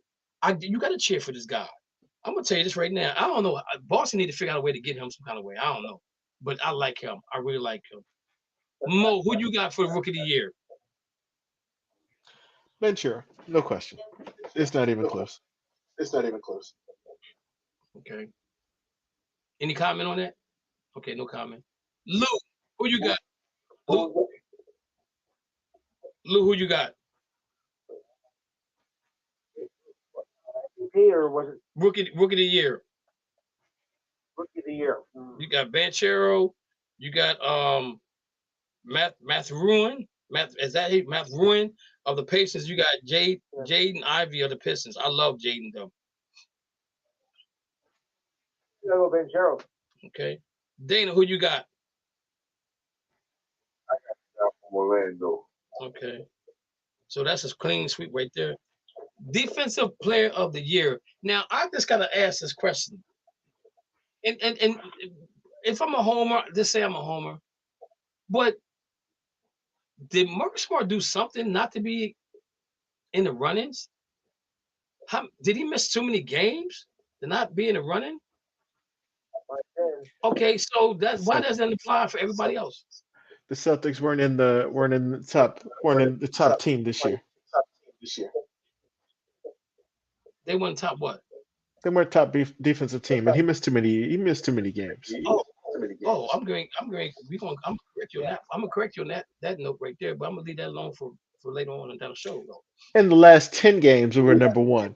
But overall, I think we were we're in the 20s for most of the year in defense. I think we finally came into the top 10 though. I'm gonna tell you what it is in a few minutes if we get to it. All right. So defensive player of the year, they got Jared Jack Jr., Brook Lopez, and Giannis. I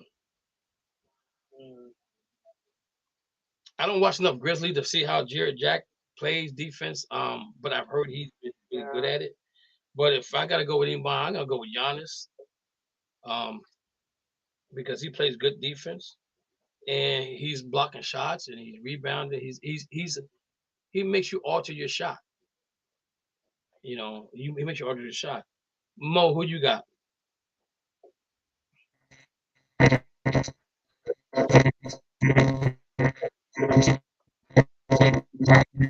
Huh? I can't hear you. You're going in and out. you sound like a transformer, man. you I don't know what's going on, but it's going in and out. Dana, who you got? Exactly. Lou, who you got? But oh boy. Jackson. Okay. He's an Optimus Prime. Yo, Mo, you sound like a transformer. You really did. Man, Philly got me, man. Philly got me. Philly. It's Philly. Who you got defensive player? Jaren Jackson, man. He had a great year this year. Okay. Six Philly, man I'm coming for you. Six man a year award. I gotta go with my boy Brogdon. I'm gonna say this. He was a starter, came to Boston, and he fit really well in. And what I love what he said was, Boston is a place that I would love to play basketball. I'm so glad I came here to play basketball with these guys. It's like a family-oriented team. We all respect each other. We all hang out in Butu, as Doc Rivers would say. So you have Jordan Poole, Malcolm Brogdon, and you have Russell Westbrook. I can't put Russell Westbrook in there because he switched teams on me. Even though I think the Lakers did him dirty, but it is what it is. Dana, who you got? I got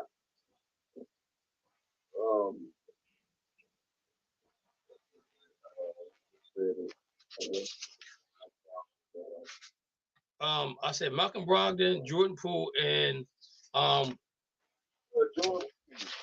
Jordan Poole.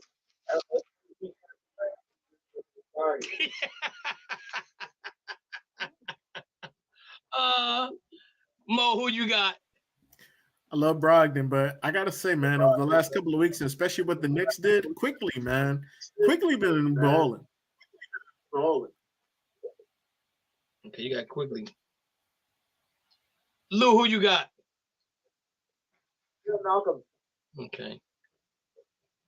Most improved player: Shane Gilgeous-Alexander of the Thunder, Tyrese Halliburton of the Pacers, and Laura Markin of the Jazz. I gotta go with Laura Markin. That dude is he's balling. He's doing the D thing. He's doing the damn thing out there, Utah. Even though they ain't making the playoffs, they're gonna build on him, and move it on to the next round. Even though they're not making playoffs again, but they building on something. They built something. Danny Ainge got some draft picks out there. Oh my Lord. Woo! I bet you LeBron was so pissed when Danny Ainge went to Utah Jazz. He said, now I gotta deal with this a-hole now again. After he done built up the self, now he gonna come out here and got all these draft picks for Utah. Now I gotta deal with him. Yeah, that's what it look like. Dana, who you got?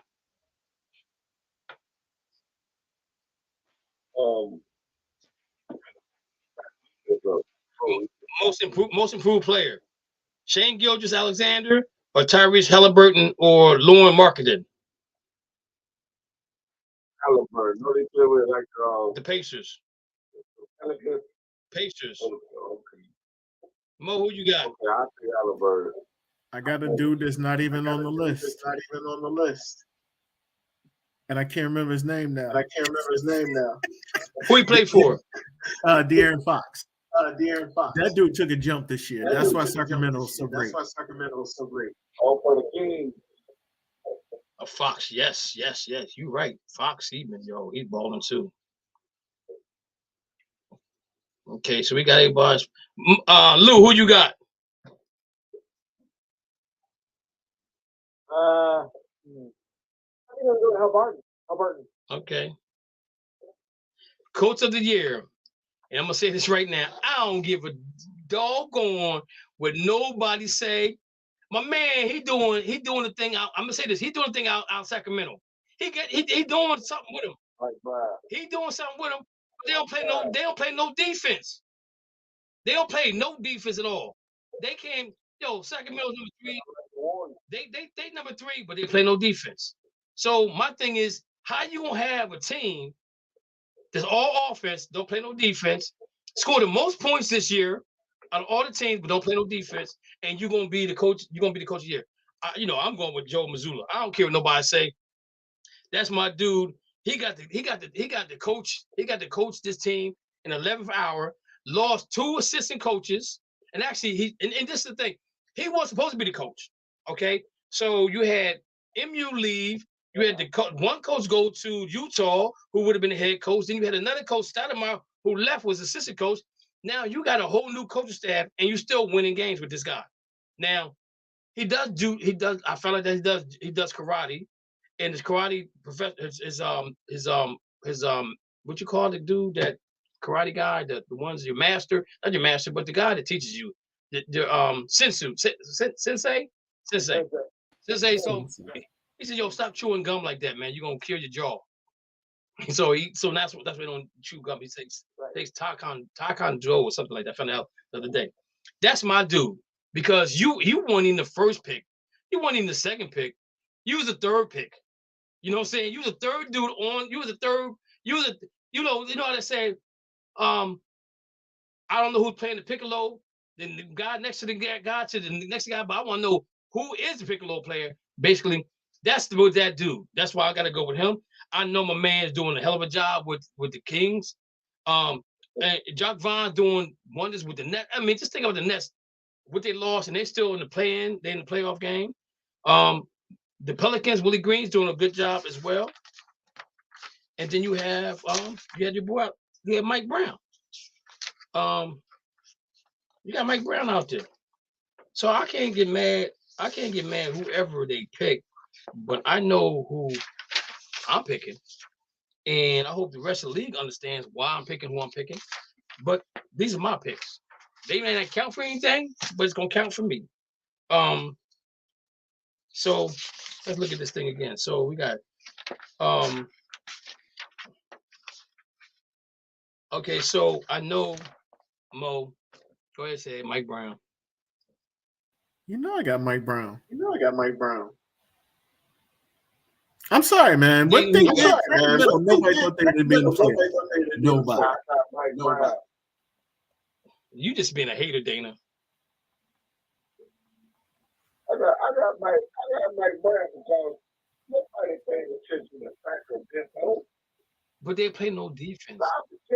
Dana, they play no defense. Just like the Warriors came from, they don't play no defense. But Dana, he's been a coach. How many different places he been a coach, Dana?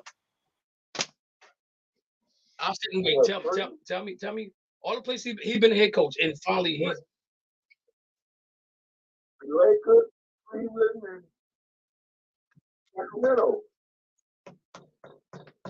So he's been a coach. He's been a coach at 3 different times, 3 different teams, and he finally gets it right the 3rd time around. And he's supposed to be the one to get coach of the year.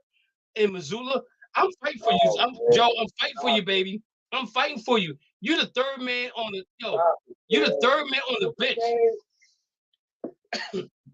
Tony didn't play no defense. Who didn't play no defense? Tony didn't play no defense. What they got to do with Mike Brown? Mike Brown is coaching his butt off. Yo, I'm not saying not coaching. All that I'm saying is this right here is that this is 3rd time around. Joe Mazzulla wasn't even the coach at the beginning of the year. He got the coach at the 11th hour. Lou, who you got? Good. Thank you, Lou. I hope I talked you into that one. What else we got left out of this thing? No. We did rookie, defensive player, coach of the year. I don't have no executive nothing in here.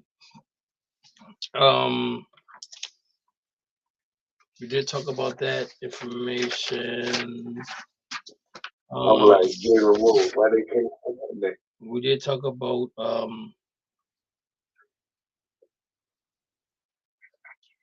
okay, so here's the detail, but here's a detail about the NBA in-season tournament. The NBA new announced collective bargaining agreement with the NBPA includes several developments for the next 6 or 7 years of league action. Most bold amongst are, let me get Mo back on now. Mo, see, the Mo changed his background to the Steelers. I ain't talking trash about Philly no more. Philly has cut me off today. Right. Oh my God. They got an IT guy that infected my computer. Soon I'm gonna be in stereo because it's gonna be 2 computers running. Okay, so it says during the season, first 6 teams will play against each other. Other 4 clubs in their respective intro conference pools are part of the regular season schedule. Each club will play 2 home games and 2 road games in these designated group matchups. Following the first 4 games, 2 wildcard clubs will join the 6 pool player victors in single game elimination tournament. This also is a new that the NBA will still determining how to figure out the tiebreakers. Neutral sites will host the tournament's last 2 rounds. The round robin quarterfinals and semifinal tournament games would count towards the regular season results, but the finals, which will represent a 83rd game for 2 teams involved, wouldn't count toward the regular season, per NBA sources. Each player on the tournament winning championship is set to win $500,000 bonus for their victory. Given the rate of the high-end annual salary as presented, it's not certain that such coin would incentive the players who are hypothetically winners, but it would be a boon for young players whose salaries are in the low end of seven figures. So I get it, but I don't get it. Any comment on that? I don't like the 5. I think it should be $1 million, because now everybody's gonna be involved in it, and it counts as the 83rd game. Which how do they figure in? I'm not cool with this. I'm not cool with this tournament at all. I don't like it. No. I think they don't fix something that's not broke. And now the thing about it is, if you guys really think about this, the site where the game is going to be played is weird. It's in the wintertime. It ain't gonna be nowhere cold. It's gonna be in Miami. It's gonna be in Dallas. It's gonna be in LA, Vegas. You see what I'm saying? It's gonna be somewhere where the weather's gonna be nice because basketball season doing winter weather. So now you got fans gonna leave to come to this tournament. I'm gonna put that in the shredder. Okay. Yeah. One more thing left. I'm gonna leave this one for next show. Kevin Durant said, "I don't care about my legacy." Do anybody believe that? What now? Do anybody believe that Kevin Durant doesn't believe in his legacy? No. You guys don't think he does? He's a Twitter guy. He was spoiling everybody. Mo, what's your thoughts on Kevin Durant? Oh, come on now. As much as he on his burner, giving it back to everybody that talks about his legacy, he all about his legacy. He all about the way that people view him, except his hair and his ashiness. Okay, so I'm gonna read and I'm gonna comment on on this right here. Before we go on, let me do this. I totally almost forgot about this thing right here. Let me see if I can find it.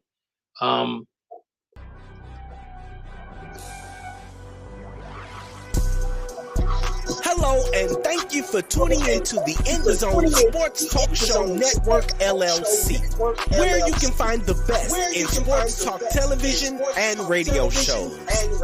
Mondays, check out the Just Us Sports Talk Show from 7 p.m. to 9 p.m. Eastern Standard Time with your hosts, Kevin L. Dixon and Dana Clark. Then Tuesday, we have the Stars Talking Cowboys Sports Show from 7 p.m. to 9 p.m. Eastern with your hosts, Sean Fox, K Boogie, and Cowboys Nikki. And on Wednesday, tune in for the Out the Block Sports Talk Show from 8:30 p.m. to 9:30 p.m. Eastern Standard Time with hosts Robert Lewis, Donna Hainsworth, and Brett Shields. Then meet up with us on Saturday for the Enhanced Sports Talk Show from 4 p.m. to 6 p.m. Eastern with hosts Lou Tenor and Steve Davidson. We also have the DMV Sports Talk Show from 6 p.m. to 7 p.m. Eastern with your host Razul McGee. As well, we have the Shamrock Sports Talk Show from 7 p.m. to 8 p.m. Eastern with Igor Mitic and Andy Vernon. Finally, rounding out the week, we have on Sunday, That's Not How We See It Sports Talk Show from 8 p.m. to 10 p.m. Eastern with your host, Alfred Wallace, Tony Wallace, and Harold Robinson III. These shows come to you by way of the In the Zone Sports Talk Show Network, LLC. Be sure to download the Try99 TV app on any smart device and subscribe to In the Zone Sports Talk Television. The cost is $4.95. Thank you in advance for your support.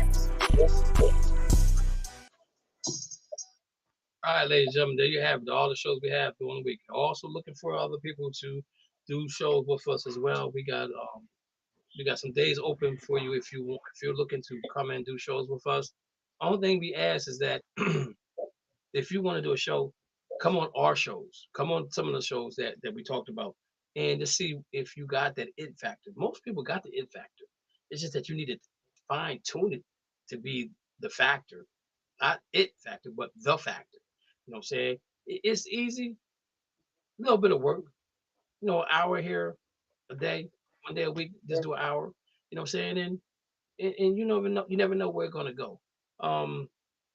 I have started this thing back in 2011, and I have trained so many other people that have been on to did great things, and I'm really proud of them. Some of them acknowledge me, some of them don't. I don't really care if they do or don't because I got my own agenda to what I want to do. Um, it's a business, and sometimes you got to make a business decision. And if you make a good business decision and it does well for you, I'm happy for it. You know what I'm saying? And I'm not asking for no handout or anything like that.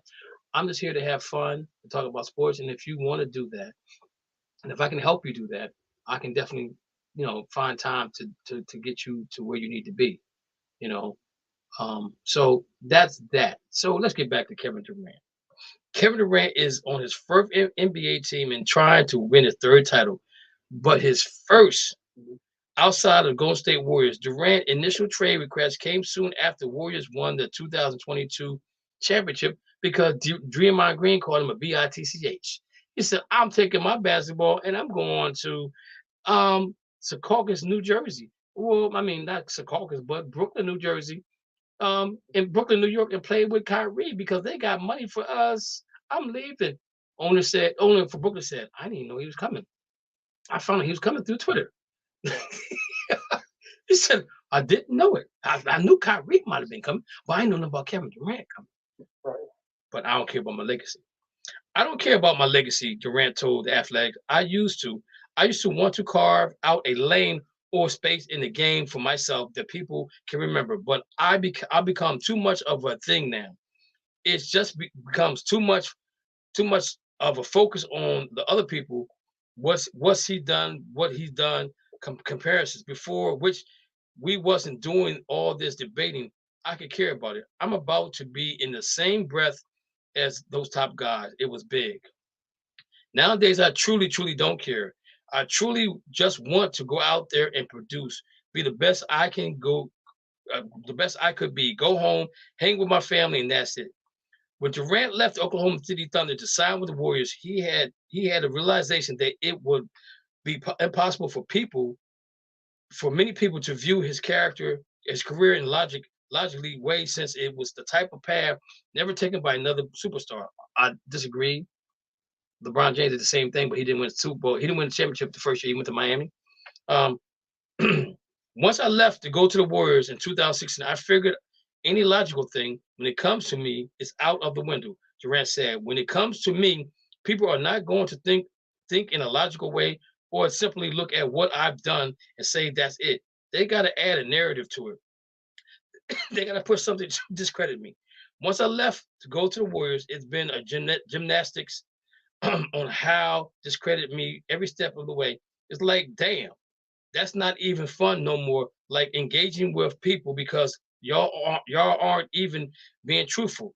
You move the goalpost every time you expect the most out of me, and then if I don't reach it, I'm a failure. It's like that's a problem." So Durant, I'm gonna say this to you. I didn't care. I didn't really care if you left Oklahoma City to go to Golden State. I didn't understand it. I didn't understand you was up. What was it up 3-2 when that series? They lost both games, if I'm not mistaken. They lost both games to Golden State, and then he gets a phone call from Durant. And I mean from what's his name? Draymond Green. And Draymond Green says, "Yo, can you come and help us?" He wanted to get a ring. Most say he wanted to get a ring, but he would have got a ring with he would have got a ring with Oklahoma City. I think they could have pulled a player or two to come to Oklahoma City to be Golden State if he would have stayed. Because he's not a bad teammate. All right, he's not a bad teammate to play with. But the scenario of him leaving the Thunder was him and Westbrook didn't get along, and he never really addressed that issue for a long, long time. Go ahead, Mo. Remember though, they also had Harden. They also had Reggie Jackson. They also had what's his name? Dude that went to Toronto. The big dude. Serge Ibaka. Serge Ibaka. So they also had them. They had all those guys. They were young though. They could have, if they would have grown together, if OKC could have paid them all, that would have been a crazy nice team. But they didn't. And I think that's why he left, because he saw they weren't going to pay. But you know what though? The thing about it is that I think it could have worked. They just didn't give it enough time. That's my whole thing. They didn't give it enough time. Because you think about it, the only one that got a championship right now is Durant and Serge Ibaka. Nobody else got a championship ring out of that whole group. And so Serge Ibaka got to be a role player with Toronto, and Durant got 2 with Golden State, right? And that's it. But again, when he left Oklahoma City, it's because it was rumored that him and Westbrook didn't get along. And he never once addressed it till later on down the line. So he leaves there. He goes to Golden State. They win a title. Draymond calls him BITCH, and then he takes the ball and leaves. He says, "Okay." At the All-Star break, him and Kyrie in the locker in the hallway talking about they can afford both of them. I'm thinking they're talking about the Boston Celtics because Kyrie was Boston at the time. I told Patrick, I said, "Yo, Kevin Durant's coming to Boston Celtics, and they're gonna be trading a whole lot of guys with him, other than Jason Tatum." But he was talking about the Brooklyn Nets. So Kyrie had no intention of signing back with Boston when he got traded there, right? That's simple. The writing was on the wall when it happened because he ghosted him. So then he leaves Brooklyn. I mean, he leaves Golden State and goes to Brooklyn. And the starting 5 played with 18 games together, and then he asked for a trade. He asked for. They said, "Well, we want a coach," and Steve Nash, who I don't like. I think he's arrogant. Is HELL. Met him one time. The only thing I'm gonna say to him: next time you put on a suit, make sure you press it off because it's wrinkled as hell. And he gets fired. They bring in Jacques Vaughn. Jacques Vaughn's the coach that they wanted. They're playing good basketball. He gets hurt. Next thing I know, Kyrie wants to trade out because they were not going to give Kyrie the max money he wanted. They trade him to Dallas. Then now KD wants to leave. KD says, "I want to go to Phoenix." They send him to Phoenix. Brooklyn is still in a good situation right now. Brooklyn has a promising team going forward. KD's out in Phoenix with the Phoenix Suns. Since he's been playing, every game he played, they won. So they're looking up and coming.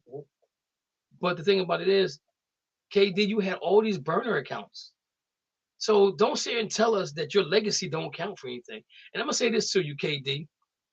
I like you, dude. Yeah. I think you're a cool person. But I would have respected you more if you'd have stayed in Golden State when Klay Thompson got hurt, when Steph Curry got hurt.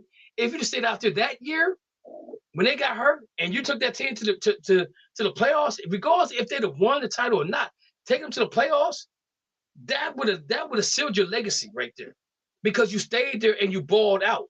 But you, like Charles Barkley said, you're a bus rider. You're not the bus. You're not driving a bus. You're a bus rider. Get on the team and let me see you be the leader of a team, and then we can talk about your legacy going forward. Your legacy's already been etched in stone. You're already a Hall of Famer. You don't got to play another game and you're in the Hall of Fame. Anybody disagree with me on that? Nope. Okay. So now you see your legacy. Now you're not. Would you say, Dana? I say no. You don't think he's a Hall of Famer right now? Who? Durant. Who, Durant? Yeah. I don't disagree with you. Okay. So for him to make this comment right here, and he says, every time I do something, you move the goalpost. Dude, you move the goalpost yourself by making this comment about you don't care about your legacy. Because you do care. You care. You care about everything. Anytime somebody writes something about you, you read it and you care about it. And maybe you shouldn't care because they don't know you personally. They don't know you as a basketball player. They just read what they see, they read what they analyze, and they put pen to paper. But at the same token, though, man, is don't leave Phoenix. Stay right there in your career in Phoenix, and you probably won't, because you're probably gonna find somewhere else to go and bandwagon on somebody else or be in the bus with somebody else, because there's gonna be another bus driver that you're gonna want to be with. You know what I'm saying? As simple as that. And my whole thing is, I ain't mad at you for it, but you can't get mad at nobody for being mad at you for you talking about you don't care about your legacy, because you do. It's simple as that. Any comments, concerns, guys? Nobody had nothing to say? Okay. Real quick before we get into our NBA draft. Mo, I'm gonna say this to you. We talked about the Celtics. Remember when the Celtics had the best start of the season, and people said it's not how you start, it's how you finish. Mm-hmm. Boston Celtics finished final month of the season. They was tied for first, offensively they was first, defensively they was first, scoring margin they was first, net rating they was first, turnover rating was third, efficiency field goals was fourth, points allowed was first, opponent field goals was first, opponent's free goals 3-point percentage was first. So they ended first in a lot of things. Now my whole thing That's the last 5 games of the season. Well, they said in the final month of the season, which some of the games, to me, I think the games matter at the end of the season. So I'm just saying, I just think the way they ended is the way. I mean, the way they started is the way they ended. Yeah, I agree that they turned it on in the last. No question. Once Robert Williams got healthy, they started rolling. We're not gonna talk. We're gonna get into the draft, but next week we're gonna talk about college basketball because somebody made a comment about the UCLA Bruins. I didn't really like it. It kind of pissed me off because I couldn't call into the show. Hodgepodge. I ain't gonna say no name. Hodgepodge. I ain't gonna say no name. Hodgepodge. I ain't gonna say no name. But they talked about the UCLA Bruins and their championships, and before they allowed black people to play basketball, the UCLA Bruins won 11 championships. And 1964 was the first championship they had, and they had 3 blacks on the team. So I don't want to hear that about before they allowed blacks to play because 11 is 11. Don't get mad because they was great then. You know what I'm saying? My NC State Wolfpack did stop one of them. And I'm gonna say this: 1974. Real quick, UCLA got 11, Kentucky got 8, North Carolina got 6, Duke got 5, Indiana got 5, UConn got 5, Kansas got 4, Villanova had 3, Cincinnati got 2, Florida got 2, Louisville got 2, Michigan State got 2, NC State got 2, Oklahoma State got 2, San Francisco got 2. 2 with Bill Russell. Yeah, way back when. Mm-hmm. Now, if you want to talk about some blacks not playing, let's talk about that for San Francisco. But you got UConn, Villanova,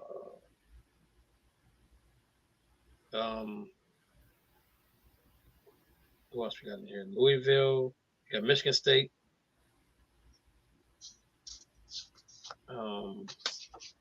And I got the years, but we're gonna talk about the next show because I got a rebuttal on that one. Playoff bracket, we already talked about that. And we're gonna talk about Dallas next week because there's some shit going on. I mean, there's stuff going on in Dallas that just ain't right. We're gonna talk about the lottery. Hey, I agree with Dallas. That S word. Anything with the Cowboys and with Philly. They set. And if I get cut off again, we know it's Philly. It set the people down and all that kind of craziness. Let's get to where we at. Okay. So let's get to the NFL draft. Let me ask you guys a question before we go on to this thing, because I gotta move this other stuff out the way. Because we got a half an hour left. Okay, we did a great job with the extra 30 minutes, man. I really appreciate it. You guys coming on with me.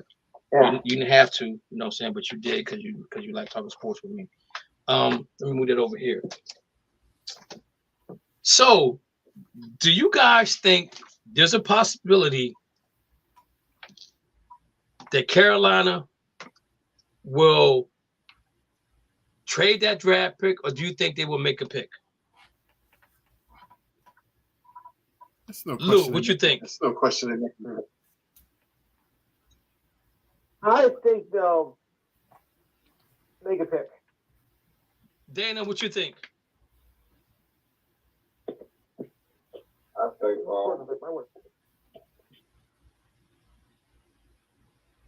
let's see. This a hard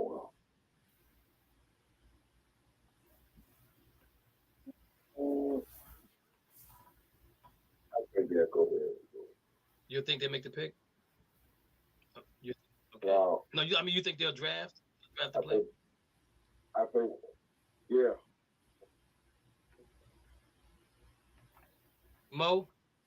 The only way they don't make that pick is if they trade with Houston to number 2, because they see both of the guys the same way. And there's no way they trade that pick though. They're the guy from number 9 to number 1. I don't see them going back. You took my joy. You took my joy. So what you picking? You said you think they're gonna take the pick, or you think they're gonna trade it? I think they're gonna take it because I don't think they want to move back to number 2 and then CJ Stroud go first, and then they get Bryce and he gets hurt. I just don't see it. I see them taking CJ Stroud. I'm gonna be honest with you. Do you guys think that Carolina only needs a quarterback to get better to be in that division they're in? Well, that division does suck.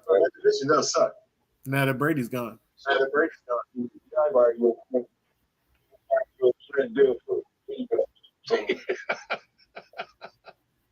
So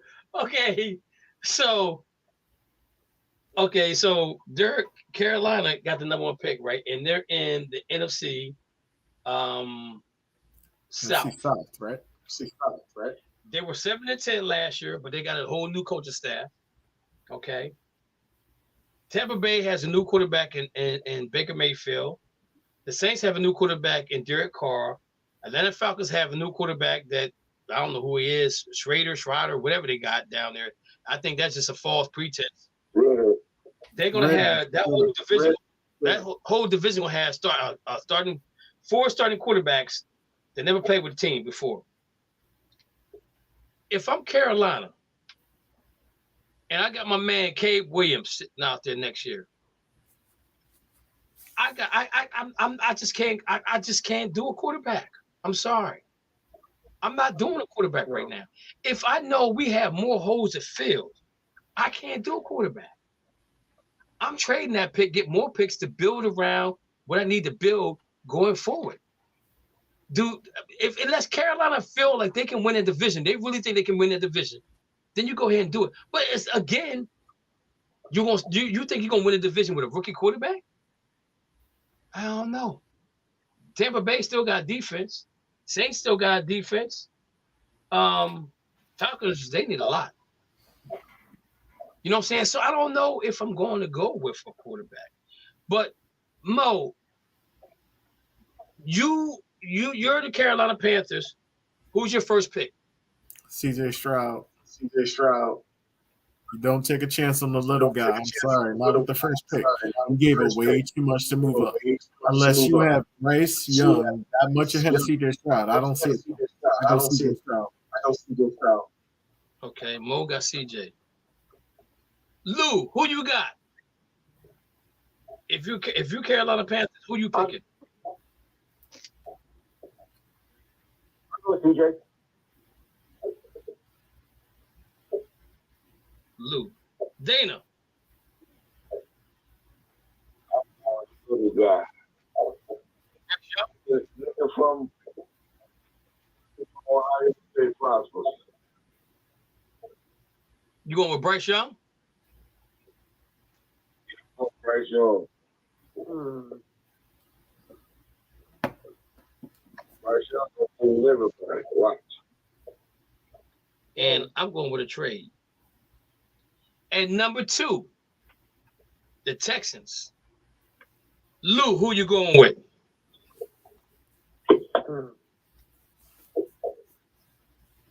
I haven't thought about that. Okay. Mo? Bryce Young. Dana? Pretty sure, huh? I'm going with the big prize as well. Anthony Richardson. Okay. I'll take Richardson. Lou said Richardson too.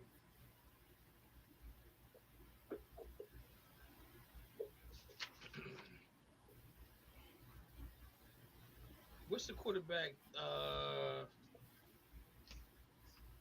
The quarterback that played with Kentucky. Levis, right? Oh, Levis. Mm-hmm. Yeah. Levis. Mm-hmm. That's what I'm going with, Levis. I think he falls to the bottom of the first round.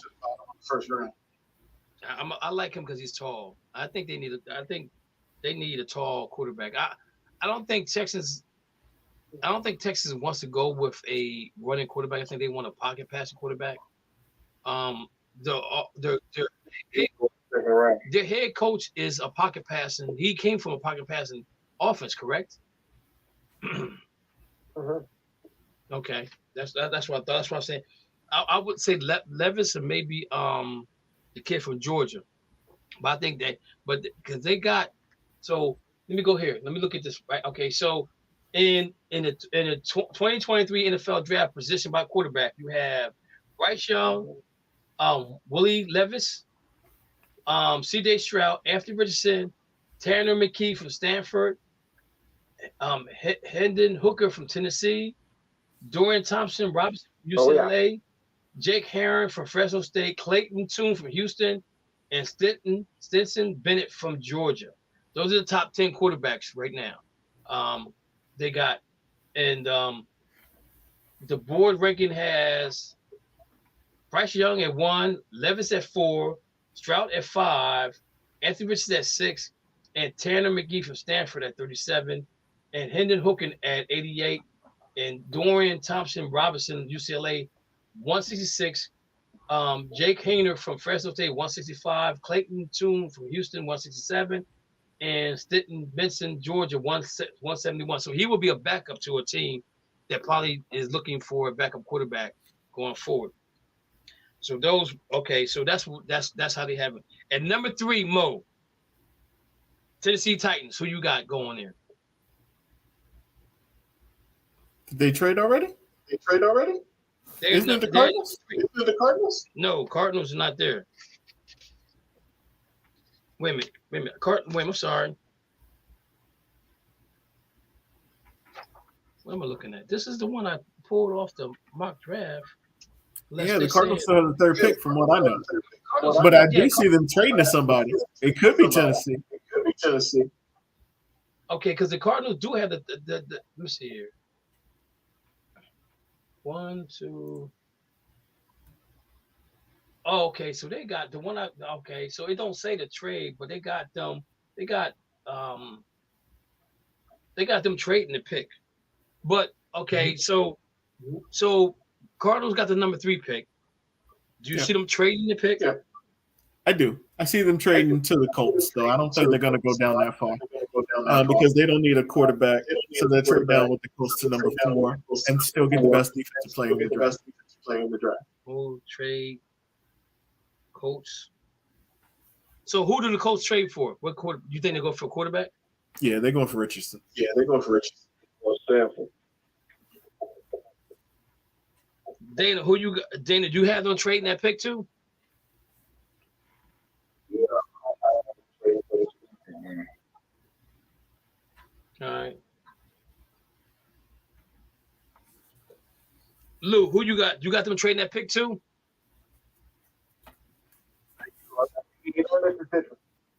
And who you think they're gonna trade for? Well, I don't trade for a quarterback though. Okay, you don't know which one though. Oh, excuse me. Okay, that's number 3. Number 4, you have the Oakland Raiders. They got Jimmy G as a quarterback. He needs to stay healthy. Mo, who you got them going? What you got for that number 4 pick for the Oakland Raiders? Four is the Colts. Okay, mock trade. So mock trade said from the Colts. They said the Raiders trade for that. Do you agree with that? No, I think it's going to be the Colts because the Colts are going to trade with the Cardinals. So right now it's the Cardinals has 3 and the Colts are 4. So then it would be the Cardinals picking at 4. The way I believe it's going to be. So why? Okay, so let me ask you a question. Why do you think they would trade if they already at 3? Why would they trade to 4? because they're going to get something for going down, so somebody can get a quarterback. Okay. So they can jump in front of the Colts. So the Colts. So that's why the Colts are going to have to give up like a 3rd round pick to move up one spot. So what the Colts is trading for? Well, the Colts are going to take Anthony Richardson. Then 4th, when the Cardinals come down to number 4, I think they take Will Anderson. The Cardinals going to take who? Will Anderson. From Alabama, right? Okay, yep. Dana, what you got? For the Raiders? Yeah, the number 4 pick belongs to the Colts, but in the mock draft, they're saying they're going to trade it to the Raiders. Do you think they're trading to somebody else? Right. I think the Raiders from USC. I can't take his name. He'll stay out there. So who West Coast. So who they pick? Who do you think they're picking? I can't think of. What position? They're gonna get the receiver. I don't know if it's UCLA or USC. Okay. All right. I can't think of that. Okay. Lou, what you got? I'm going to go on that one. Okay, so you're gonna go with Mo. Okay.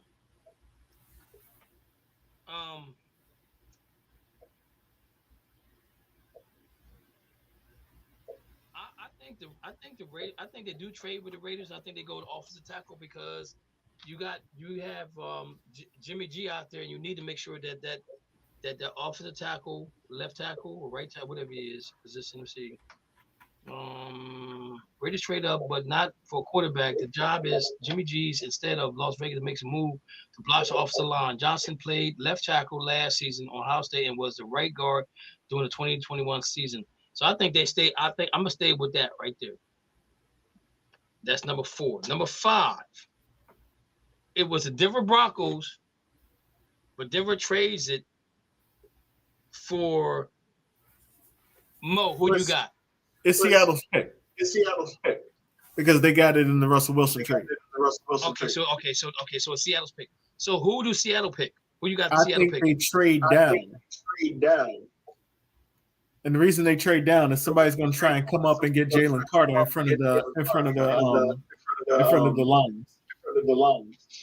So I think they trade down, but then when they trade down, I think they go to like the mid-10s or something like that. Maybe they go down, maybe even to number 9, to where the Bears might move that up and actually still get Jalen Carter. So I think Jalen Carter goes to the Bears at number 5. Okay, trade to the Bears, Jalen Carter. Lou, what's your thoughts? Yeah, I love that. Great with Carter. Okay. Lou, go with it. Dana, what you got? Why not? I don't think nobody really going to catch him. Say it again. I don't think nobody's going to touch Carter. Is that the guy? Yeah. Nobody's going to touch him. Look, probably like Tom Brady, like his last one draft, nobody's going to touch him. So,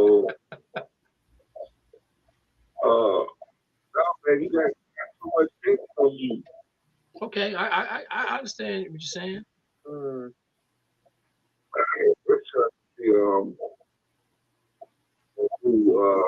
talking to see they all the line for them. So that's just Offensive line. They got Willie Anderson, Jr. edge rusher, going there. I think Seattle keeps the trade, and they go defensive line also. I don't know if it's going to be edge rusher, but I think they go defense. I think the offensive line is but I'm just going to say defense. So that's the top 5 right there. Next week we'll do 6 through 10. We're down to like 10 minutes left. Okay. We didn't, and I'm gonna post in the group chat about the 2023 milestones that might be upset. So you guys can get that. I meant to say that to you the other day, but it was, I was out hanging with the wifey. Real quick. So we got two things. Hopefully I get them in. Maybe I can get this one. The interval seems to be moving towards Tuesday, Wednesdays, and maybe Fridays and Saturday football. The NFL decision to compel teams to play up to 2 short weeks games per year in a sudden progress towards allowing the late season Thursday games to be moved to Sunday and vice versa carries with a deeper message. The expand use the short weeks and inclination of shuffle games from Thursday to Sunday and Sunday to Thursday, suggested not to exist in future in which the NFL stages weekly games on Tuesdays and Wednesdays, and perhaps eventually Fridays and Saturdays. The league continues to adhere to the notion of football being played in short rest is no more dangerous than football players on normal rest.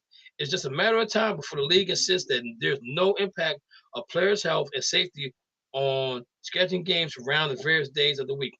I think we have data that very clear. Commissioner Roger Goodell told reporters of the league, meaning regarding players on Sundays and then on Thursday, it doesn't show higher injury rate, but it recognized short weeks. We went through this in the COVID too. We have to have a lot of flexibility in these areas.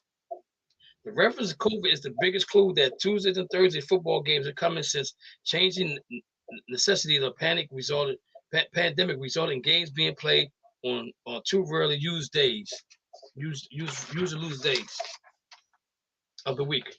If the league plans to hang this hat on this conditions, the only 3 days off between games isn't healthy and safe concerns.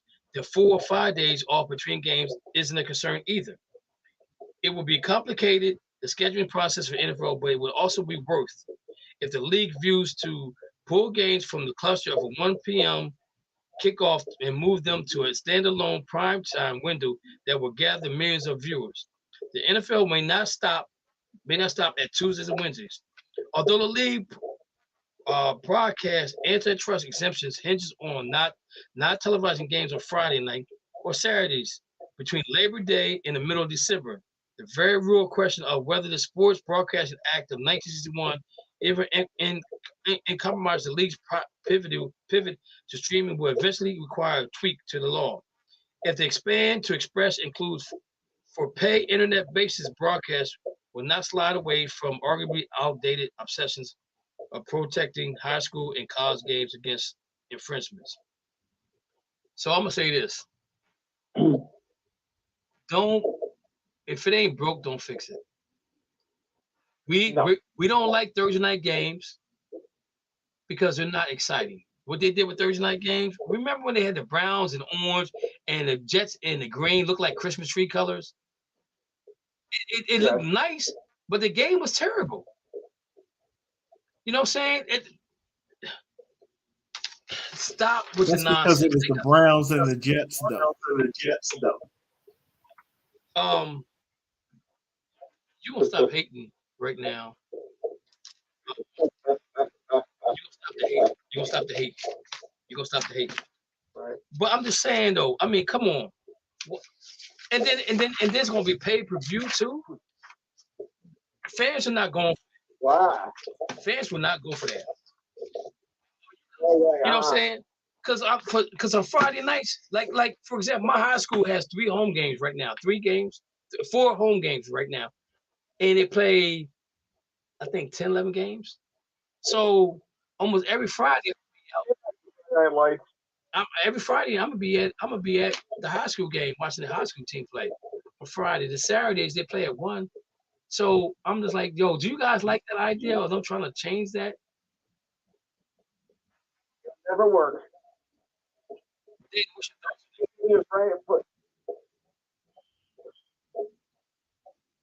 Dana, what's your thoughts?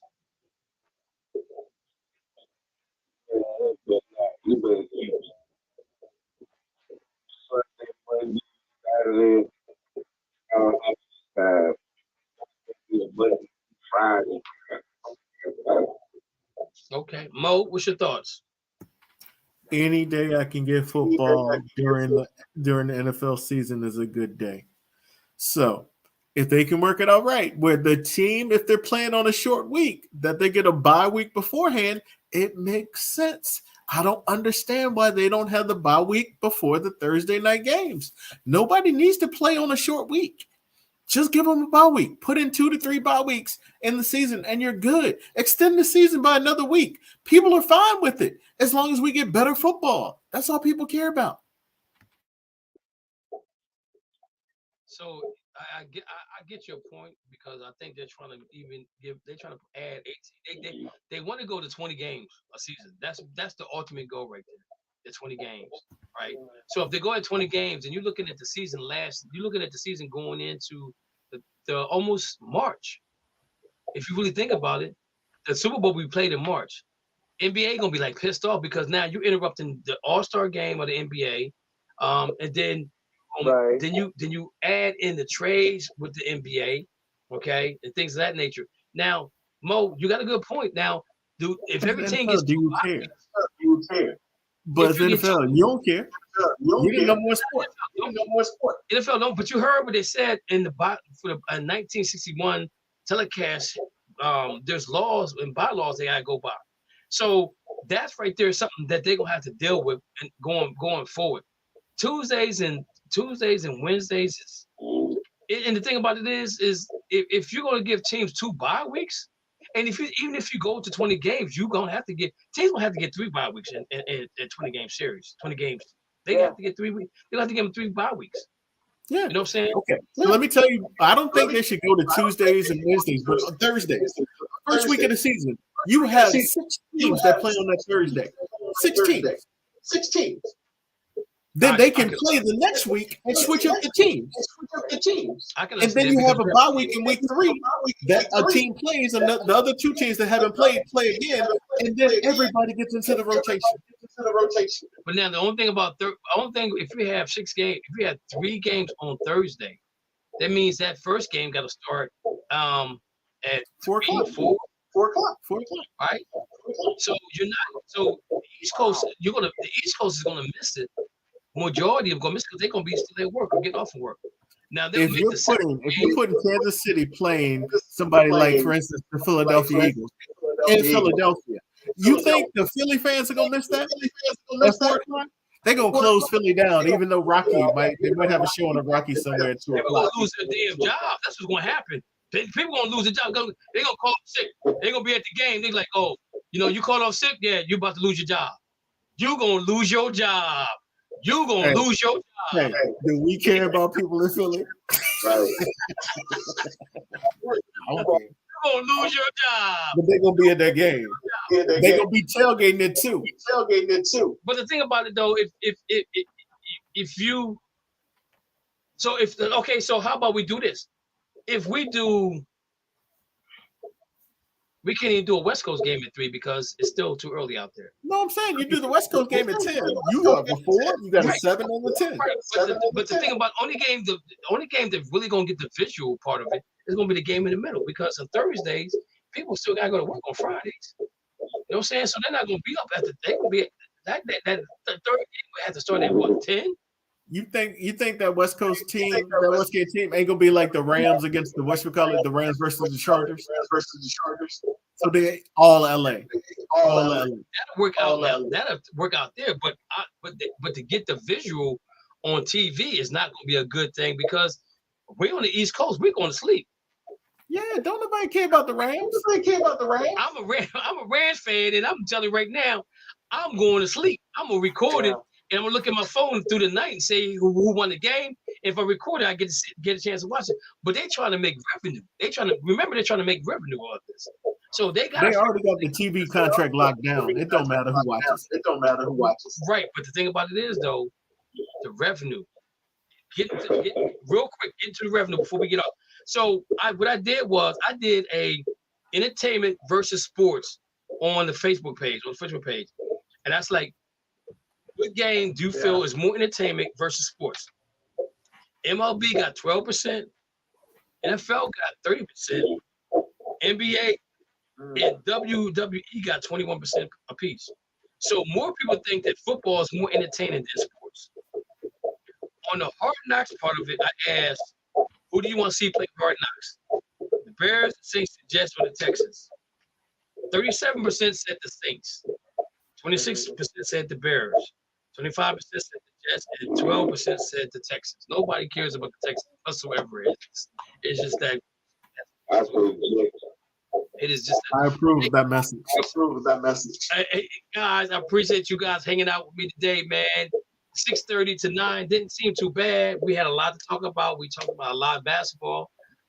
So we still got some more basketball I want to talk about too. I want to talk about what's going on in Dallas, the Dallas Mavericks. We also going to talk about the Cardinals. Got some issues in the front office with the Cardinals. Also, we're going to do 6 through 10 on the draft. By this time next week, we'll have the play-in teams for the NBA. So we'll talk about the playoffs for the NBA. Yep. We also want to talk about there was something else too. I can't think what it was. It'll come to me. Oh, we're gonna talk about who's going to who can break records in NFL, passing and rushing and things of that nature. And I just want to leave this with you guys. Kareem Hunt has not been signed by anybody at all. The Cleveland Browns said they feel like he lost a step. And I don't understand their thoughts process because this guy runs with his heart on his sleeves all the time. And even though he might not have been a running back that the coach wanted, well, he came to Cleveland and he was very productive. And just think about this. You lost the line Ernest in free agency, so you still have a backup running back. That worked for them with all three of the running backs they had. It worked with them. So maybe he may not get the contract he wants from Cleveland. I think Cleveland needs to bring him back there because I think he's good for Chubbs. I'm just surprised nobody else has picked this kid up, man. He had some injuries, but he's a good running back. It's not injuries. Even though the situation with Ezekiel is still out there, I thought he was already done. I thought it was a done deal if I'm going to Eagles. It's not. But Mo, what do you think it is with I think it's the visual of bringing in another guy who has domestic violence issues. I think Cleveland have the player that now Deshaun Watson. You can't have two players like that. Then you get a stigma on your team. But he hasn't did anything since then. This guy's been a model citizen. Doesn't matter. That's why another team is not taking a chance on him. I get Cleveland bringing it back, but I don't see another team taking a chance on him. It sucks. It sucks because everybody gets a second chance in life. Yeah, and if that's really the case behind him not going with another team, that's really sad. All right, guys, it's 9:03. I got to go. We had some fun in the sun. Somebody been watching us for the whole time period. I don't know who it is, but I appreciate you watching. We had some trivia to give out, but nobody called in for the trivia. It was gonna be a $25 gift card, Visa gift card, and a question to ask on the air. I'm not going to do it now because I wanted people to call in and talk about this, but it is what it is. Well, anyway, thank you guys for hanging out with me. Dana, you've been reprieved. You hung in there. You gave some good answers. You still owe some Black History information. I know. Steve Davidson, I was hoping he would come on the show. He's trying to do his own thing, but you got to be consistent with me. If you're inconsistent, then you're inconsistent. I need consistency. Availability is the best availability. Availability is the best ability to be available, and it is what it is. Also, ladies and gentlemen, I'm gonna go ahead, Mo. Just want to say prayers out to my mom. My mom was in a car accident on Thursday. Love you, Mom. I know you're okay, but I'm still praying for you. I was getting to that, but he already. I'm gonna say anyway, Mom. I don't know you, Mom, but Mom will say this to you. We're praying for you. And Mo said you're okay, but still, we're gonna keep you in our prayers, as always. Also, guys, Luke is doing really good with his heart transplant. He is back home. They talking about him being able to play baseball maybe this summer. Congratulations on that. Prayers is good. He's a young guy. He's really young, vibrant. Man, Sherry has really kept me abreast of what's going on with him. I thank her for all your information. And Lou, we're praying for you as well. Terry Brown, we're praying for your family as well. Just keep people in prayer. And it is what it is. And last but not least, I'm gonna say this: what I built, I thank everybody that's here. I thank Lou for being here from day one. I thank Dana for being here for one. I thank everybody that's been a host on the show from day one that came along and gave their 2 cents or 3 cents or whatever. What I don't do is I don't go to somebody else's show and poach other hosts for other shows. That's not what I don't do. Because if you want to be a part of our show, we have no problem with that. If you come to me and say, Kevin, I would like to be a host on your show, I will say the same thing I said to anybody that's new. Come on the show, let's see what you got, and then we'll move on. But whatever you do not call any of my hosts and ask them to be on your show or leave my show for your show, because that's not what we do.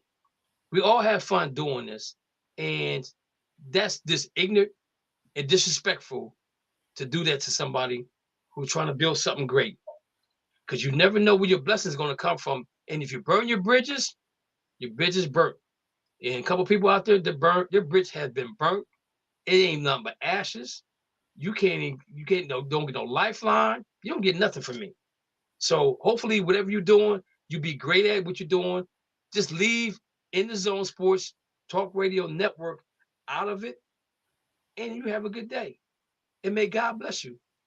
Because if you do it again, you know who I'm talking to. I'm going to air all your dirty laundry. I'm keeping it real. I'm going to air all your dirty laundry. And you know exactly what I'm talking about. You may not even watch the show, but it's going to get back to you. You know what I'm talking about. With that being said, we're going to get on out of here. Thank you for listening to the Just Us Sports Talk Show. You have been entertained in the sports world by K. Diggs from Harrisburg, Pennsylvania, the small city with a large heart. Dana the Hater Clark from St. Petersburg, Florida. G-Dub from Austin, Texas. And Murray E. Baskerville from Gotta Be More Careful, Baltimore, Maryland. Remember, we throw stones and we do live in glass houses. Big-time players make big-time plays and big-time games. Stay ready to be ready. You have been listening to an In the Zone Sports Talk Radio production. Remember, you can hear us again on star107fm.com on Saturdays from 11 a.m. to 1 p.m. Eastern Standard Time. Be sure to download the Try 99 TV app on any smart device and subscribe to In the Zone Sports Talk Television. The cost is $4.95. Thank you in advance for your support.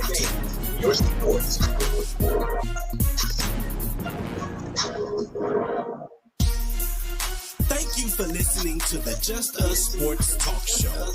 You have been entertained in the sports world by K. Diggs from Harrisburg, Pennsylvania, the small city with a large heart. Dana the Hater Clark from St. Petersburg, Florida. G-Dub from